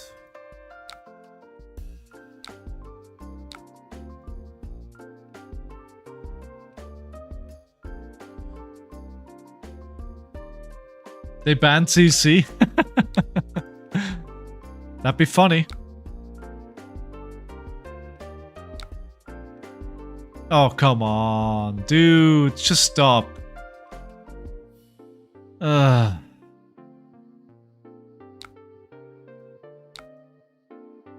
You win. You win. I've had enough. Honestly, my back is killing me. Honestly. Alright, let's hop into some... Let's watch that stuff. Ugh. Alright.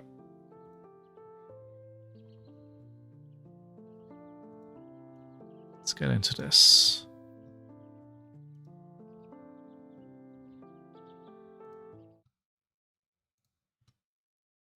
Continue to evolve, change in very, sometimes unexpected, often very exciting ways. I think it is time to just check in with all the people out there and talk about all of our formats, top to bottom. What is the role of these formats? How do we feel about them? Are they achieving their goals right now? Just top to bottom review. I don't think we've ever done this before. Can you think of this kind of wholesale review of just the... I'm an old man and I don't know what I did. It just started hurting like crazy one day. Competitive offerings for Flesh and Blood ever being undertaken before? I mean, we talk about it plenty internally. But internally, yeah. Sharing it with the fans, it's time. Yeah. Talk to I us. feel the exact same way. I feel like the starting point is our quote unquote eternal formats, our non-rotating formats. The format undergoing the biggest shift right now is Blitz. Living Legend? And Blitz. I don't think it's fair to talk about where Blitz is now without talking about how we got to this point with Blitz and where Blitz even came from. The story of Blitz's origin is actually fascinating, and I'll leave it to you to share. It was because of COVID, Yeah, right? So we always had the intention of introducing a constructed format around the young heroes. Jason Chung, Chris Gearing, and myself, the original dev team. We played with a bunch of iterations of what they could be pre-launch of Welcome to Wraith, but it was our intention to wait for many years actually before introducing it because and I really think it's important to not disperse your player base across too many formats, and that's maybe something that we can talk about in a little more detail as we move through this dev talk. But like that, what expedited the introduction of this young hero format and Blitz was COVID, and the story behind it is in a few I'm a boomer. key regions, Singapore in particular, and a few other territories across Southeast Asia, there were very, very strict limitations imposed on how long people could be inside retail spaces for any one duration of time. I think it was like 2 hours off the top of my head. And obviously Blitz is the short form version of Flesh and Blood, and it allowed our local game store partners in these regions to still offer in-store play and comply with the local regulations of... I sorry for stopping. I think, actually, I do think COVID kind of broke us as a society. And an interesting fact is that math test scores have actually been terrible since COVID, which is an interesting fact. Anyway, back how it impacted Flesh and Blood. But you can do a Blitz armor in 2 hours, right? That's easy peasy. Time in store. It then flowed through to online play via webcam, and for whatever reason, people just preferred the short form version of Flesh and Blood to Classic Constructed while playing via webcam, and the rest is history. But that is why Blitz was introduced when it was. It's a wild history. So much of Flesh and Blood's early lore is rooted in a very strange time in human existence, and it's gotten us to some strange outcomes. But look, Blitz served its purpose very, very well for many years. I often said, I imagine, I preferred Blitz armories to CC armories just for exactly that reason, that quick hitting, hard dose of Flesh and Blood as soon as possible. And for that purpose, Blitz still very much top tier. But now with Silver Age coming into the fold, we feel like we have a better means to offer that for Flesh and Blood players. So that leaves us with the question of what happens to Blitz now. And I think we have a solid plan, why don't you go ahead and tell people tell what us. we're looking to do going okay. forward with Blitz? Yeah. Firstly, I want to just mention to the fans the way that was kind of messaged out to the player base, via the skirmish season 13 announcement that sort of like this was it for Blitz, and there wasn't any sort of explanation what the vision was or why this was happening. So, we could have done a much better job on that. There were things going on internally with a There's plan, potential. sit down in October talking about formats and things like that, where we were intending to express this, but that didn't eventuate, unfortunately. Life happens, and we're sitting here today to now tell the story behind.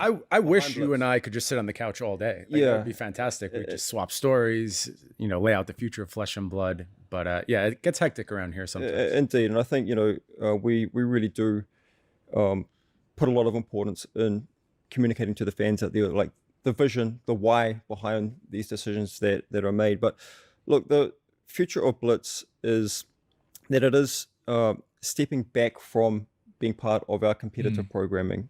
It is still going to be available for local game stores to offer for in-store play at Armory level or on-demand events, and we will be supporting it with one big event per year as part of of an eternal weekend programming alongside Living Legend and a showcase of the history of Flesh and Blood. I like that. About That's to a be cool announced, idea. but it is something If you that we will want be to get your looking fix, to, you can. to feature. It's like a once per year extravaganza for these legacy formats.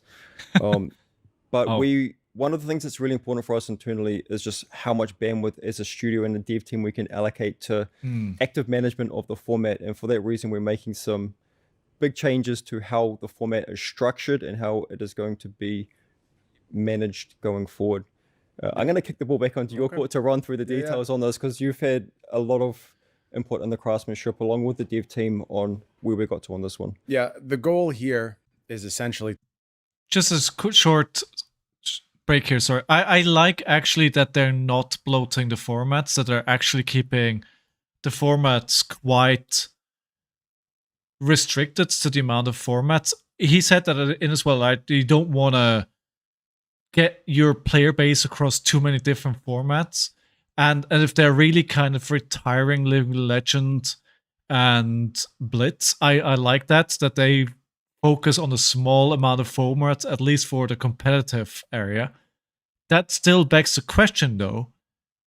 What are they going to do if you want to play a CC strength hero, but is Living Legend, right? I think the idea with Living Legend in principle is correct. So I feel like they need, maybe we'll get to it, they'll need to do something with that. to just make a playground. We want players to take charge of what they want the Blitz format to be. So we're going with some very, very simple rules. Everything's legal. Like simple. Yeah, everything's legal. Just play with Everything's all your legal. cards, all your heroes. Ban list abolished. Ban list abolished. Just go to town. No. Singleton format. Only one copy of a given card. You can still do rainbow, red, blue, yellow, if that's available. This applies to weapons, equipment as well. Only one Kodachi. Keep in mind while you're deck building. But with the de-emphasis of Blitz as kind of ever having to carry the competitive torch, which it had already stepped back pretty dramatically from over the past few years.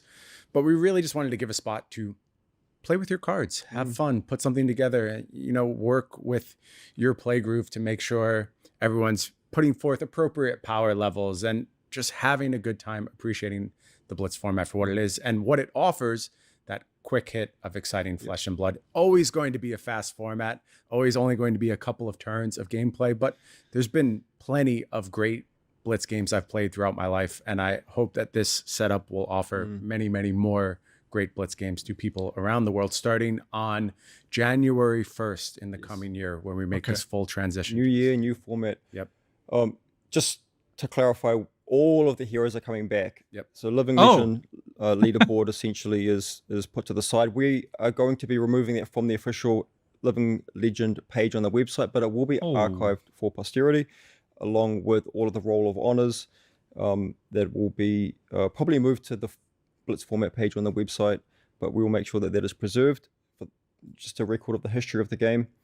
But yeah, all the heroes come back. all the weapons coming back. Excited. I think it's going to Yeah. be a cool paradise to jump into and do some deck building. And I also just Oh, wanna it's going to point be the out, wild, wild west. as But we don't talk have to about care. these formats and how So it's they're okay. evolving. This is always subject to change, and the agents for change. It's the player base. You know, if the player base really don't make me responds to this responsible for format your and stuff. we see armory attendance going up for it, and all of a sudden stores around the world, it just kind of catches fire. We can always adapt our plans, but plan for now a de-emphasis of blitz. In All any cards type legal, of yeah. competitive scenario. No, all cards but we legal. still encourage stores, But if your player base singleton is into only. this, go ahead and run those armories. Have a good time. Absolutely. Next format. We already said the words quite a bit. Living Legend. Where we are going with Living Legend is very different. And This is yikes gonna be controversial. forever. I think Living Legend at Worlds was a massive success. I agree. I think it showed off what the format is in our eyes.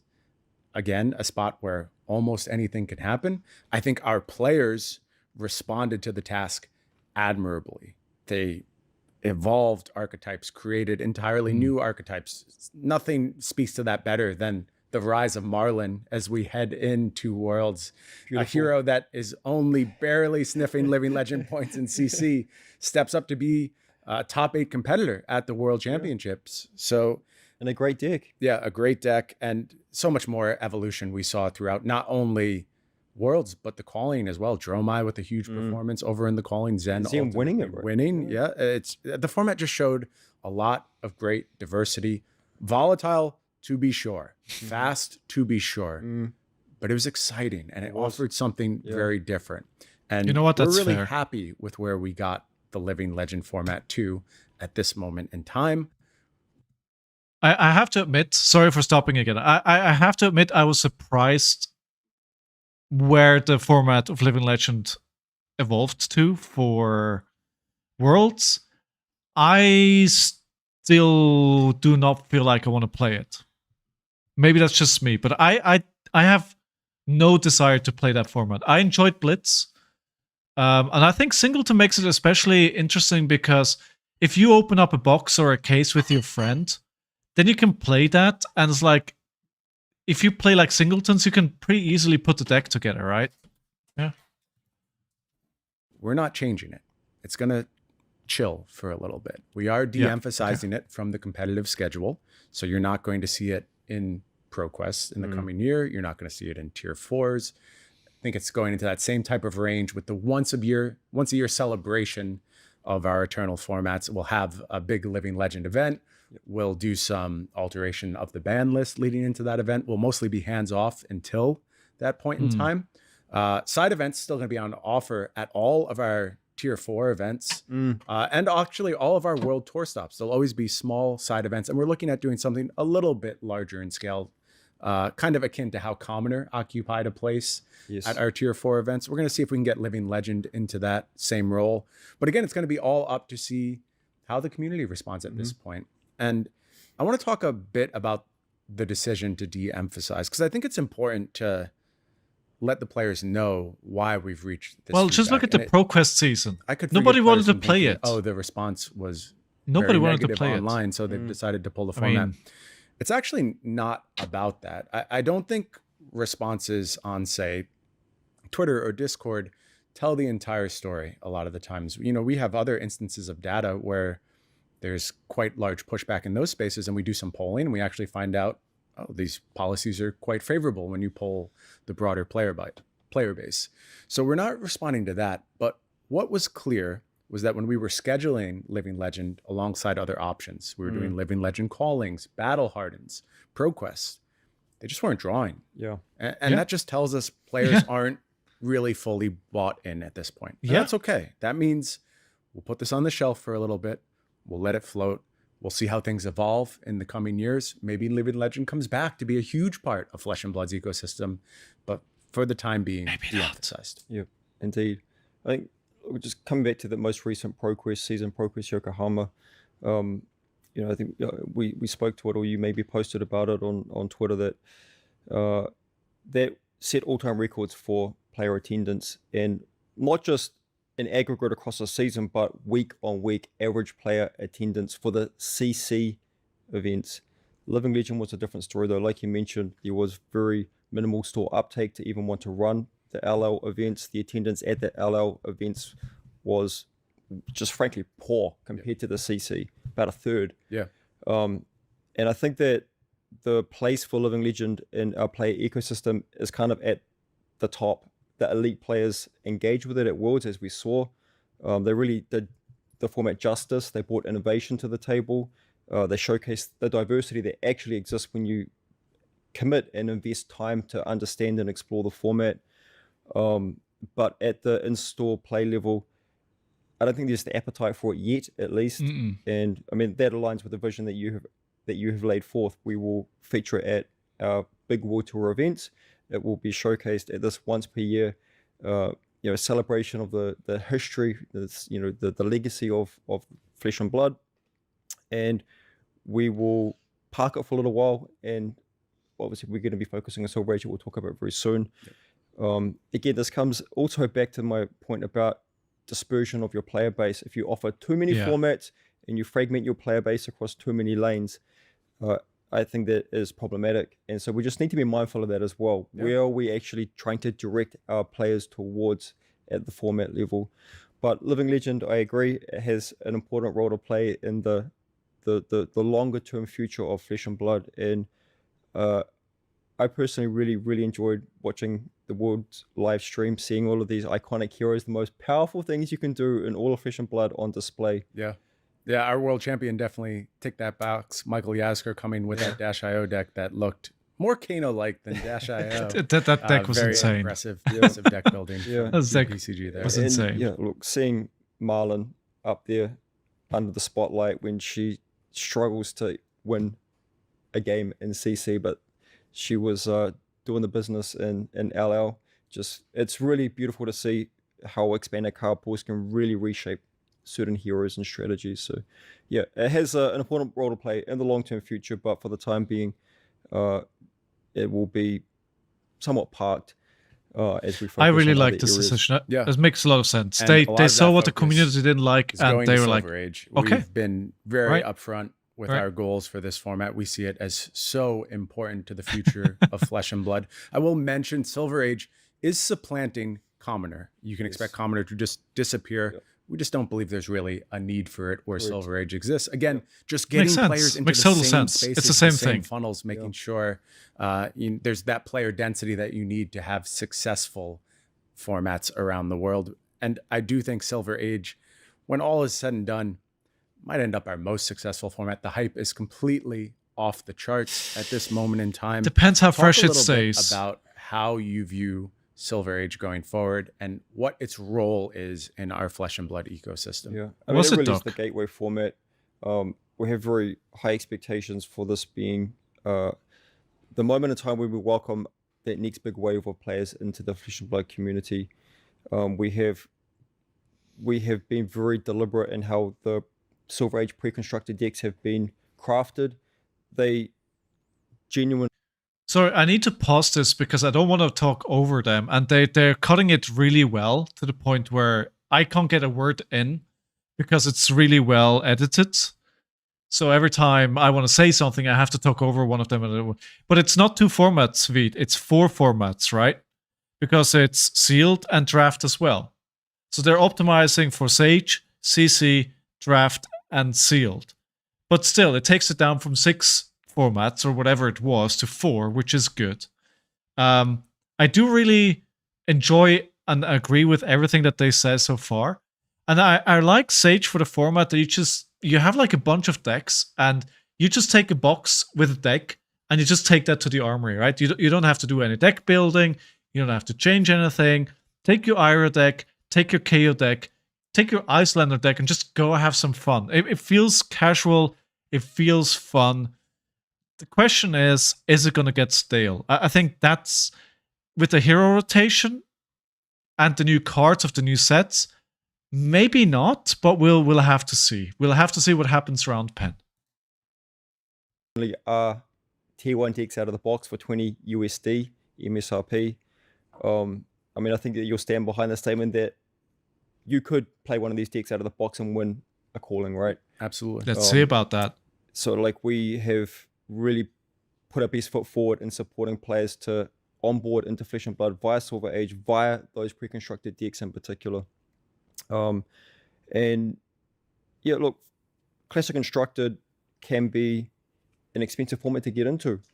It's just, Yep. it is what it is. Yep. But now we have this other pathway Fair. to enter our competitive play programming.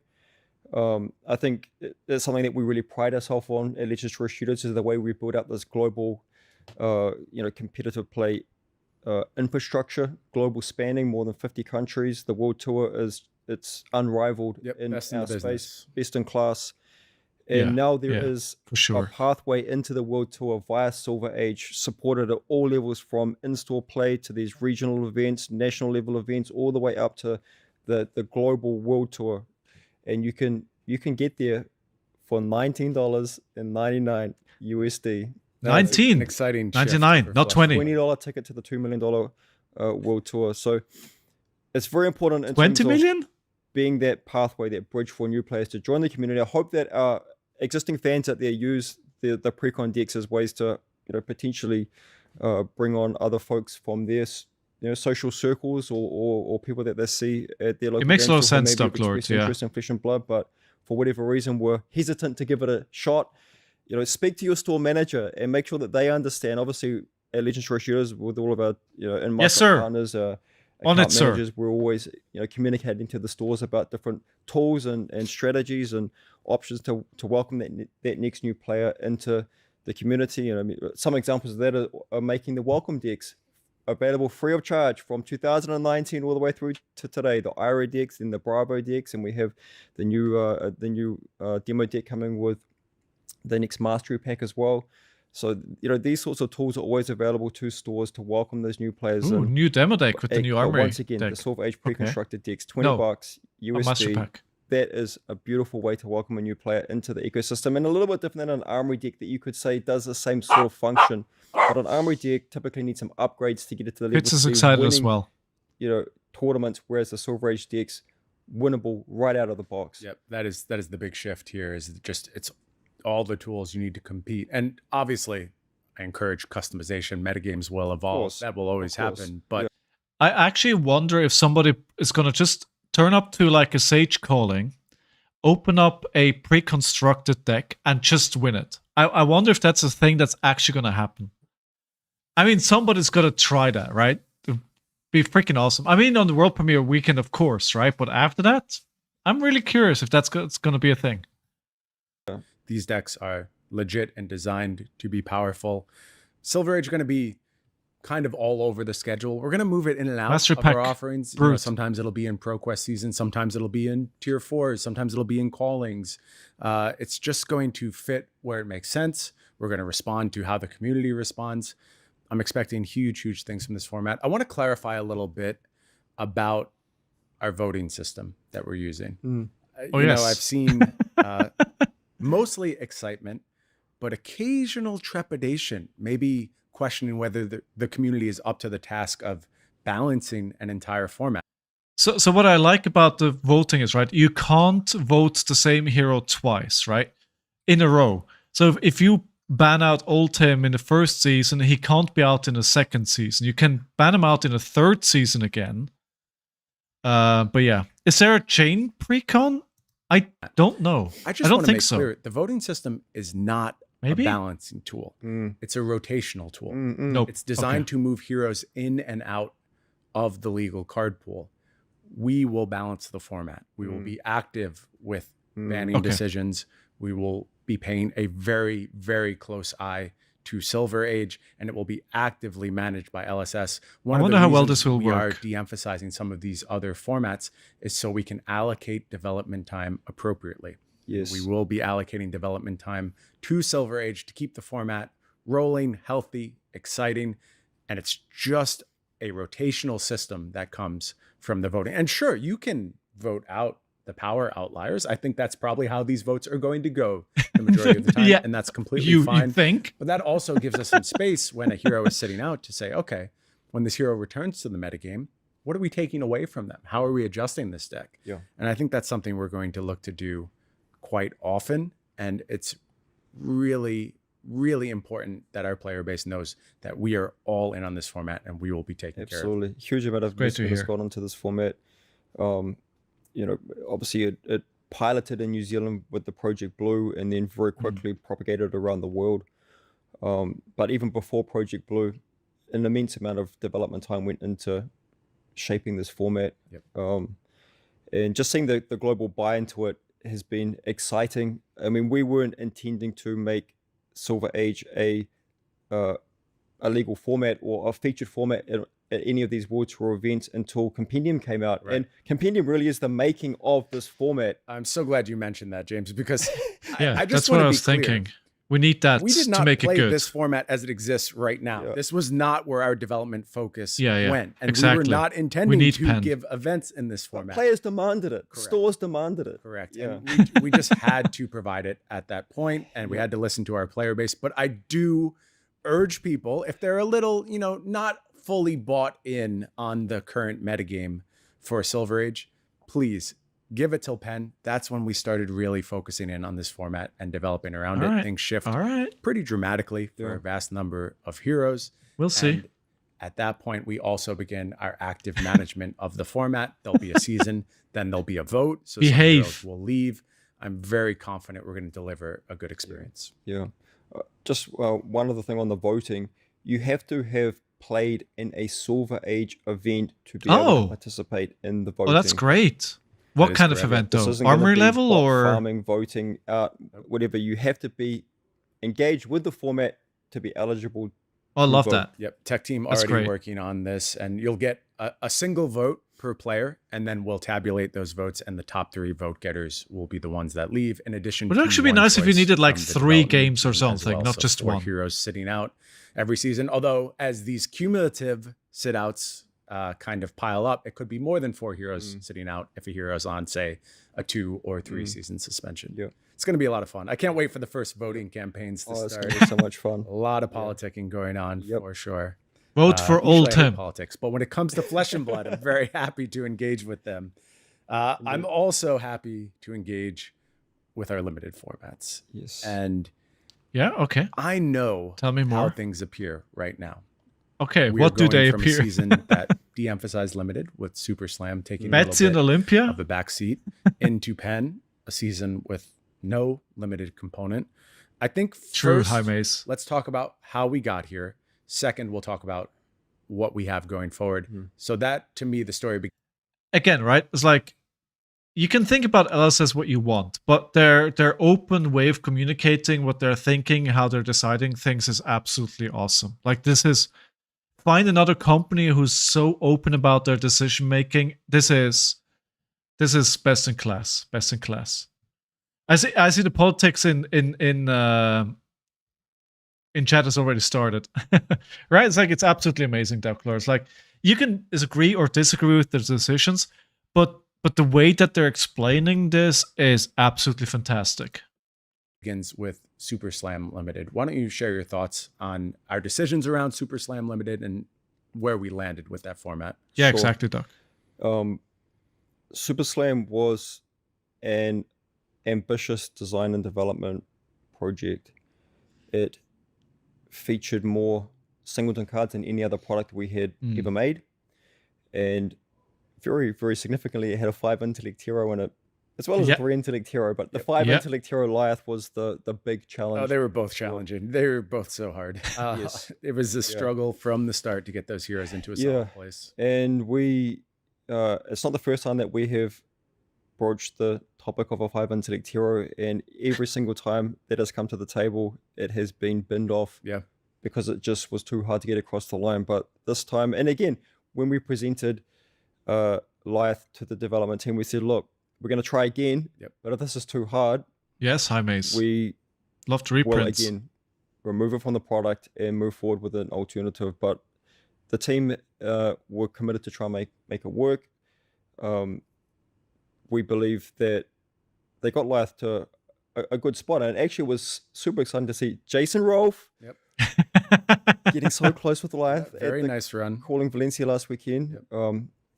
sitting in 8th position after day one, and very, very exciting gameplay on camera. Looked very similar to Jason Chung's internal. Yeah. I know the team has been waiting for a Lyeth build more in that vein to come into action. So it's good on you, Jason Rolf. Thank you. But look, coming back to Super Slam, we Jason is told another local of mine. Internally, from time to time, So many good players about around here. things such as complexity of development. Jason is great. And He's a really good player.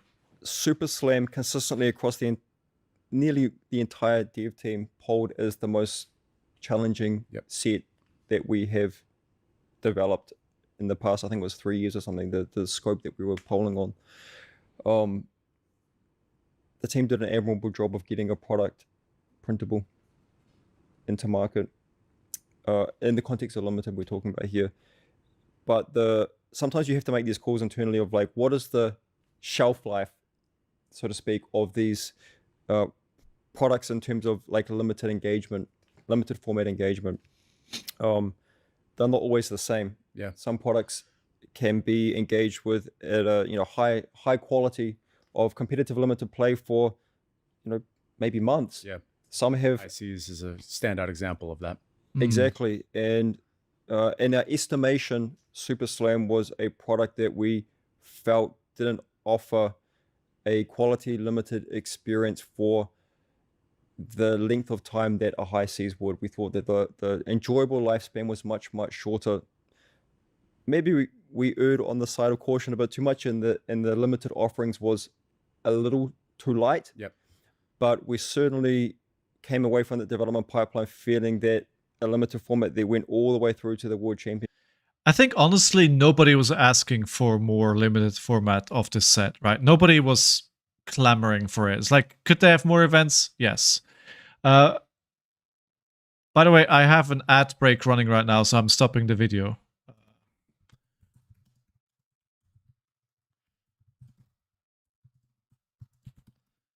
I think they're probably right, because I think people that tried to play draft weren't in love with it.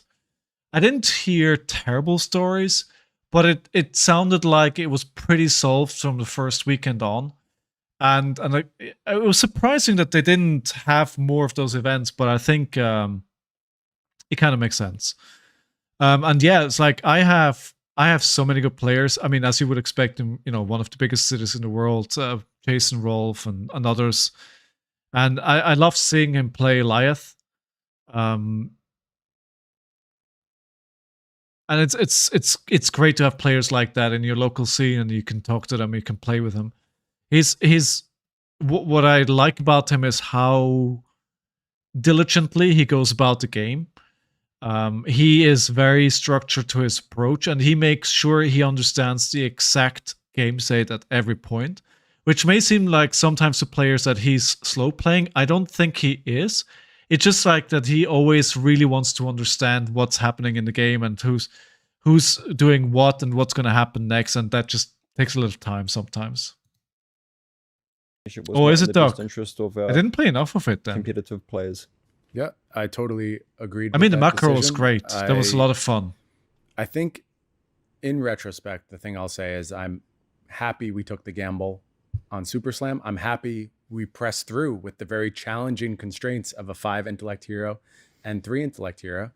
The only adjustment I probably would have made in retrospect, like you said, a little bit more limited, just a little bit more. I think that the decision to alter the World Championship Really high was miss. correct. Yeah, but I mean, a couple more callings. I believe Super it. Slam was He made fun. a deck tech. It was unique. It was I different. think, yeah.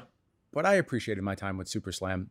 I just didn't think it could last forever to kind of get that buy-in at the World Championship level. But we moved from Super Slam to Compendium, and Compendium also represents Again, no draft. a huge gamble, but it's a gamble we wanted to make. It was so different from the old context of we don't have development resources, so we have to do something like a supplemental set so we don't have to worry about a draft environment. This was just us saying, we want to engage with this set format again. It's been too long. We're excited to do it. We think we have a lot of great ideas.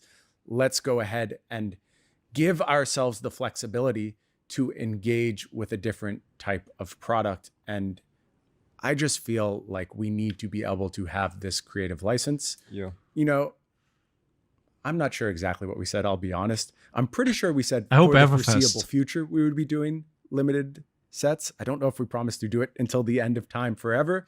If we did promise that, we broke our promise, but we did so in a way that Outrageous. we thought would bring a lot of enjoyment Pitchforks. to the player base. But I Bring will out the make pitchforks. a new, more carefully worded promise at this moment in time. We have the next 4 sets that all offer banger limited environments. I've played them. I know this. They are there. They exist. That's a big They're going to promise. happen. After that, we intend to do a bunch more limited sets in a row. But after those 4 sets, just because they're not done yet, I'm just going to reserve the right to, you know, maybe we want to do something exciting. We get another crazy idea that we want to go ahead and pursue. We just always should keep that flexibility to explore exciting ideas. The I last like thing I them want Flesh and being Blood to be courageous and trying is new stale things. or I like that. formulaic. Yeah, I mean, I think that when we're sitting here talking about the evolution of our formats as a studio, we're always talking about and reviewing the status of our products, our play programs, our formats. I think we're always evolving, and I believe that you need to adapt or die. Yep, it's the truth in this business for sure. Yeah. Yep. Yeah. So I think Well, you could either be right. that you can expect more product innovation in the future, like the compendiums from time to time. The vision for compendium actually is for it to be a product that we return to every 3 years is the vision that I have for it. So you'll see, Cool. if things play out as planned, compendium headlining our 10th anniversary year at the front end of the year, Compendium of Wraith Volume 2. Yep. So, I mean, we're already thinking about what that looks like, many years into the future. And it's one I of the like things that that pipeline. makes me very, very pleased that where we are as a studio right now is this long-range planning that we have in place. And we are now a long way into the future in our product design and development. I like that they're looking so far in the future. I wonder if that means their financial stability is really good at the moment, that they don't worry about the next 3 or 4 sets. They look 5 years into the future. That makes me think their financial situation is pretty good right now. Pipeline, huge amount of product stability now. Yep. All of our Premier Play programming looking multiple years into the future. So it gives us a lot of very solid foundation to be building upon. But yes, the next 4 sets, high quality limited experiences, and the sets that follow that. More macros, please. The intention is that more of them are limited standalone sets as well. Yep. Along the lines of Premier Play, we are also looking for spaces to get a little bit more limited onto the calendar. Yes. Just as a studio, we want limited to be a thing. I'll just Hopefully, say Mitch. we care Yeah. about We it. put so much of ourselves into these Yes. products for limited. I mean, it's about half of the development pipeline, sometimes even more, is dedicated to the limited format, to booster draft in particular. Yep. And just the amount of thinking and creative energy that we put on at the design level before they even go into the development pipeline is with consideration to shaping and crafting these limited formats and experiences. So just as game designers, we put so much of ourselves into these products to support limited play. And even when you see something like Super Slam come through, and so much effort went into their product to make it good for limited. Yep. And then it comes out there and it has this very, very short lifespan for limited engagement. And I think that was the right thing to do. But it does kind of hurt. Yeah. You want them when all to be the absolute pinnacle, all to be all-stars. Yeah. So I think, in summary, limited has an absolute key role to play in the future of Flesh and Blood, both at the casual install level, at your armory events, all the way up to the Pro Tour and the World Championship. Yep. It is a mainstay of the Flesh and Blood programming. And we are seeing pickup at the in-store level, particularly around high seas. We saw a really robust set of stores that just embraced draft and were rewarded for it. And, I'm talking to players out there all the time. I think they see the effort. They see the effort paying off. Talk to me, Brian. We feel it internally. Talk to me. We feel like we continue to push boundaries, learn Yeah. more, continue to evolve our limited formats. And we just believe that we are on a quest On a quest. to deliver that version of Flesh and Blood Limited that we have in our mind's eye that can be all-time limited format in Yeah. the TCG industry. I believe we can get there. It's going to continue to take work, continue to take steps, but I do believe we are on a almost super consistent upward trajectory. Maybe a little hiccup here and there, but that's the way these things It go. You happens. have to learn from your mistakes. can't and always put be them into perfect. practice as well. And I'm really proud of the work we've done Unlimited. You know, I've been with LSS for about 3.5 years now, I think, maybe a little bit longer Already? even. Wow. And Okay. in that time, it just feels night and day the way Oh we my engage God. with limited spaces and Time the quality flies. of products we've been able to deliver it to. Yeah, indeed, absolutely. Cool. So Let's that brings receive us it. to the big dog, the one, the only classic constructed.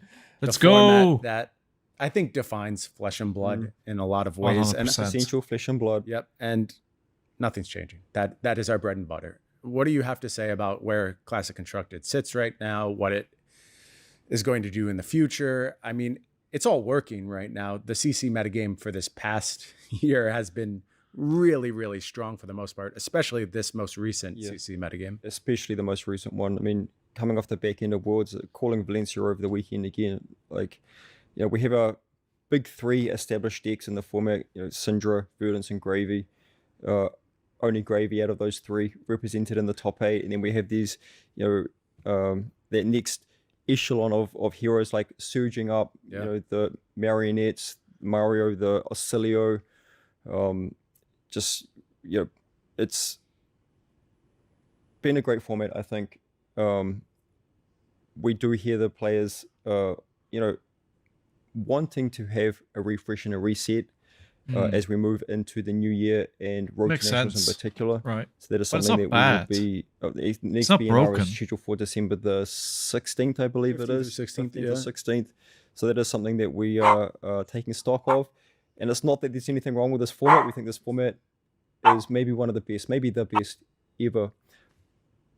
But just the need for a new puzzle is also a valid proposition. Yep. You know, give the fans something a little bit, you know, new to sink their teeth into and to explore as well. Yeah.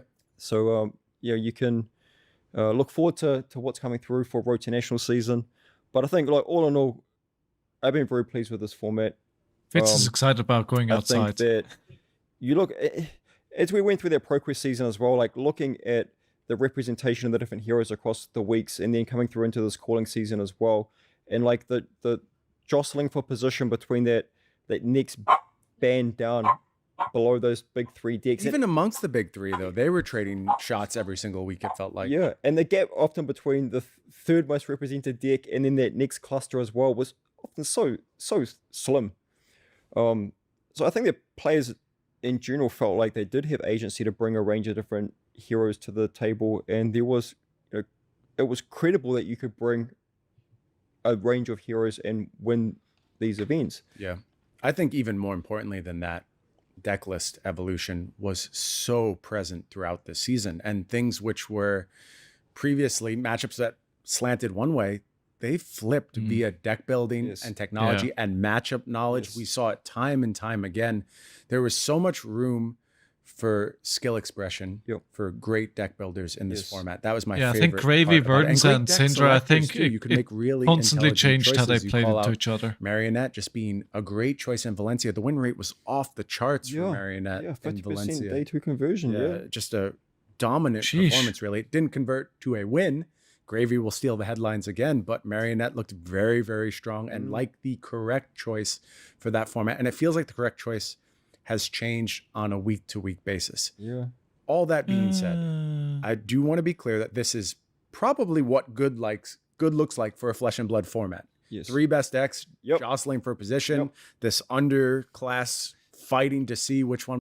I mean, this makes complete sense, right? If you have this rock, paper, scissors at the top, right? You have 3 decks, each deck beats another deck. That's perfection, right? It's like you can't wish for more. There's no one single best deck that everybody plays and then people try and beat it. It's like this deck beats this deck, this beats this deck, and the third beats the first. That's kind of perfect. And then you have like the second tier of decks which can win games and then can have a chance into these higher, into the first tier if they have a good day. I think that's good. That's like I agree with them. Like that's kind of where you want to be. If you like those heroes or not, or if you like, if you think the meta's stale, but you can't really want more from a good meta. Will rise up on a week-to-week basis. That's a really healthy TCG format. Yeah. Yes. Yeah. But we've played it for a while at this point. I concede that point entirely. And sometimes you just want to do something different. You want to have a new villain to hate. And we're going to look to deliver that with our adjustments coming up soon. I think maybe could just touch on again on Make the Brute great again. BNR philosophy that we have shifted to over the last year in particular, of using it as a tool to refresh formats, not necessarily address balance issues, but to actually just give players a reset and a new puzzle to engage with. Yeah. One of the things we have to keep in mind, we're offering more organized play than ever. Yes, in Mitch, 2026. agreed. And that means you're going to get a lot of opportunities to go out there and battle in CC tournaments. Yeah. And I totally understand. You want a different context on a week-to-week basis a lot of the time. We will not be shy about using our banned and restricted lists. We do not see it as a failure. We see it as a tool. I will continue to say that over and over. I'll probably put it in every single article I write, just because I think that messaging is so important. We're trying to evolve the way TCGs view bans. And, I'm old school. You're old school. We come from the beginning. And I was always one of those players. Never ban anything. Let the metagame sort itself out. Players will figure it out. Don't complain. Be quiet. Figure it out. It's just your puzzle to solve. Not only has broader sensibility changed over the years, I think my own sensibility has changed, frankly. I just enjoy having different puzzles to engage with. There's so many quality games out there, quality TCGs out there. And sometimes you just want to keep things more fresh so players can have a reason to come back to their favorite. And It's a I good reason. believe as It's a good much as reason. you want to have dalliances with other games, and like I said, incredible games being made in the TCG space right now, I believe we offer the best game, and I believe we offer the best tournament experience. And I always agree. want to make sure players are anxious to come back home to where they belong with Flesh and Blood. Absolutely. No way, Doc. Yeah. Like when we approach these BNRs, it's not always a one-way street of looking to ban cards. We do discuss and consider, and from time to time, we'll bring cards back into the formats as well. Yep. Yeah, particularly as we're Agreed, doing Mitch. these Agreed. The small gameplay loop is adjustment too good. bans, right? Where things aren't It's too necessarily good. out of balance, but we want to change things. I think a lot of those bans will always be viewed as somewhat temporary. We saw it with something like Germinate. Sorry to interrupt again. I'm actually surprised there hasn't been games who've tried to copy to some degree what Flesh and Blood is doing. I'm surprised we haven't seen more of that. It's really surprising, unless they got like a patent on it or something, which I'm not aware of. Germinate had a very brief stint on the ban list, but I think ultimately in both instances, the banning and unbanning, it was the correct call, and it kind of offered the format what it needed in the moment. Yep. Indeed. Cool. Anything else you want to close with regards to formats? We're getting ready to wrap 2025, 2026. Sure to be Flesh and Blood's biggest year ever. It seems like almost a foregone 100%. conclusion at this point. All these formats going to play a role in that. Absolutely. I mean, we are stepping up the World Tour to the next level, increasing that prize purse from 1.5 million USD to 2 million. We are bringing more big World Tour events into the schedule than ever before. 36 callings or calling weekends offered across the year. It's a lot. It is. It's a lot. I mean, across 2025, we have seen season on season all-time player engagement records being set. Like I say this from time to time, but I really feel that we are the quiet achiever in the TCG space. We are well past the hype cycle of the new thing and whatever. We are here to stand the test of time. That's always been the vision. That's why we are always reviewing and adapting and Slow but evolving as steady. well to make sure that Slow but our steady. offerings are fit for purpose to achieve this goal of standing the test of time. But we've set ourselves up with a brilliant foundation, both in terms of how the studio is functioning, all the departments and the synergies that exist between them, the forward-looking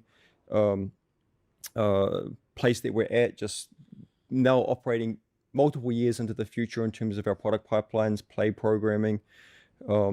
We had just great alignment and cohesion across the studio about where we actually want to get to. And, ultimately that is about doing, the best for the fans and for our retailers across the world as well, making sure that we're taking care of everyone to the best that we can. But as we look to 2026 specifically, man, the products coming through, I think, are the best yet for Flesh and Blood. Obviously, we start the year strong with Compendium of Wraith. This, return to the, expansion set, something for everybody. I think it's our biggest set that we have ever produced. It has so many singletons, so many equipment. Everyone loves the good equipment, right? Yep. It heralds in this new format, Silver Age, the dawn of a new era. That we were investing a lot into in terms of welcoming that next wave of players into the community as well. And you'll see some brilliant marketing campaigns rolling out around the launch of Silver Age and those pre-constructed decks in particular, working with lots of brilliant content creators across the ecosystem to get that message out there. So thank you to all our content creators for just being brilliant ambassadors for the game. You're welcome. And then we move further into the year. I want to remind all the folks about something that we said a while ago. Aurora is coming back next year. We promised. Yeah, we're waiting. Aurora would be back, and she will be back. Very exciting to see her return to Classic Constructed. I'm pretty sure they didn't talk about me, but back end of the year, set 20 milestone set. Boy, is it a special set? Yes, it is. It's a very, very, very special set. So many things that have been held back intentionally, that have been front and center in my mind as the creator and as the designer of this game for the longest time, going all the way back to pre-launch, those formative years where we were designing what Flesh and Blood is as a game system. There's been some key things that are just sort of hidden away in the cupboard that we would deploy strategically at the right time. And there's some carrying them big on my back pieces that we're putting into set 20 to celebrate this milestone moment that we've been carefully holding back. And that is the right time. And the fans have something very, very significant to look forward to with set 20. Can't wait, man. Time moves too slow. I want everyone to experience 2026. 2027 looks awesome. We're working on 2028. That's probably going to be awesome. Right? Too. What a tease. Yeah, so you're all on notice. Yeah, we're on this journey through to set 20, a milestone of. Well, now I need to know more. Going to be a massive, marketing campaign and celebration as we move towards that. And Pen is 18. The entire Flesh and Blood IP forward in a big way across 2026. Yep. Product, play, storytelling, the whole works. So you're in for a treat. Can't wait for being on this journey with us, for believing. Wait. Let's get back to work. GG. GG. GG. GG. I mean, I'm hyped. I don't know about you guys, but all right, let's do it for you. A special set just for you, Doc Lord. That was pretty great.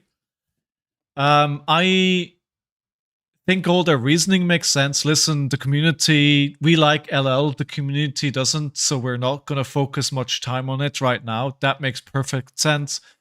Blitz was never meant to be what it is today because we put it in place because we had to for COVID. So now we're retiring it for competitive. That makes perfect sense. If you have Sage, you don't need Commoner. That's great as well.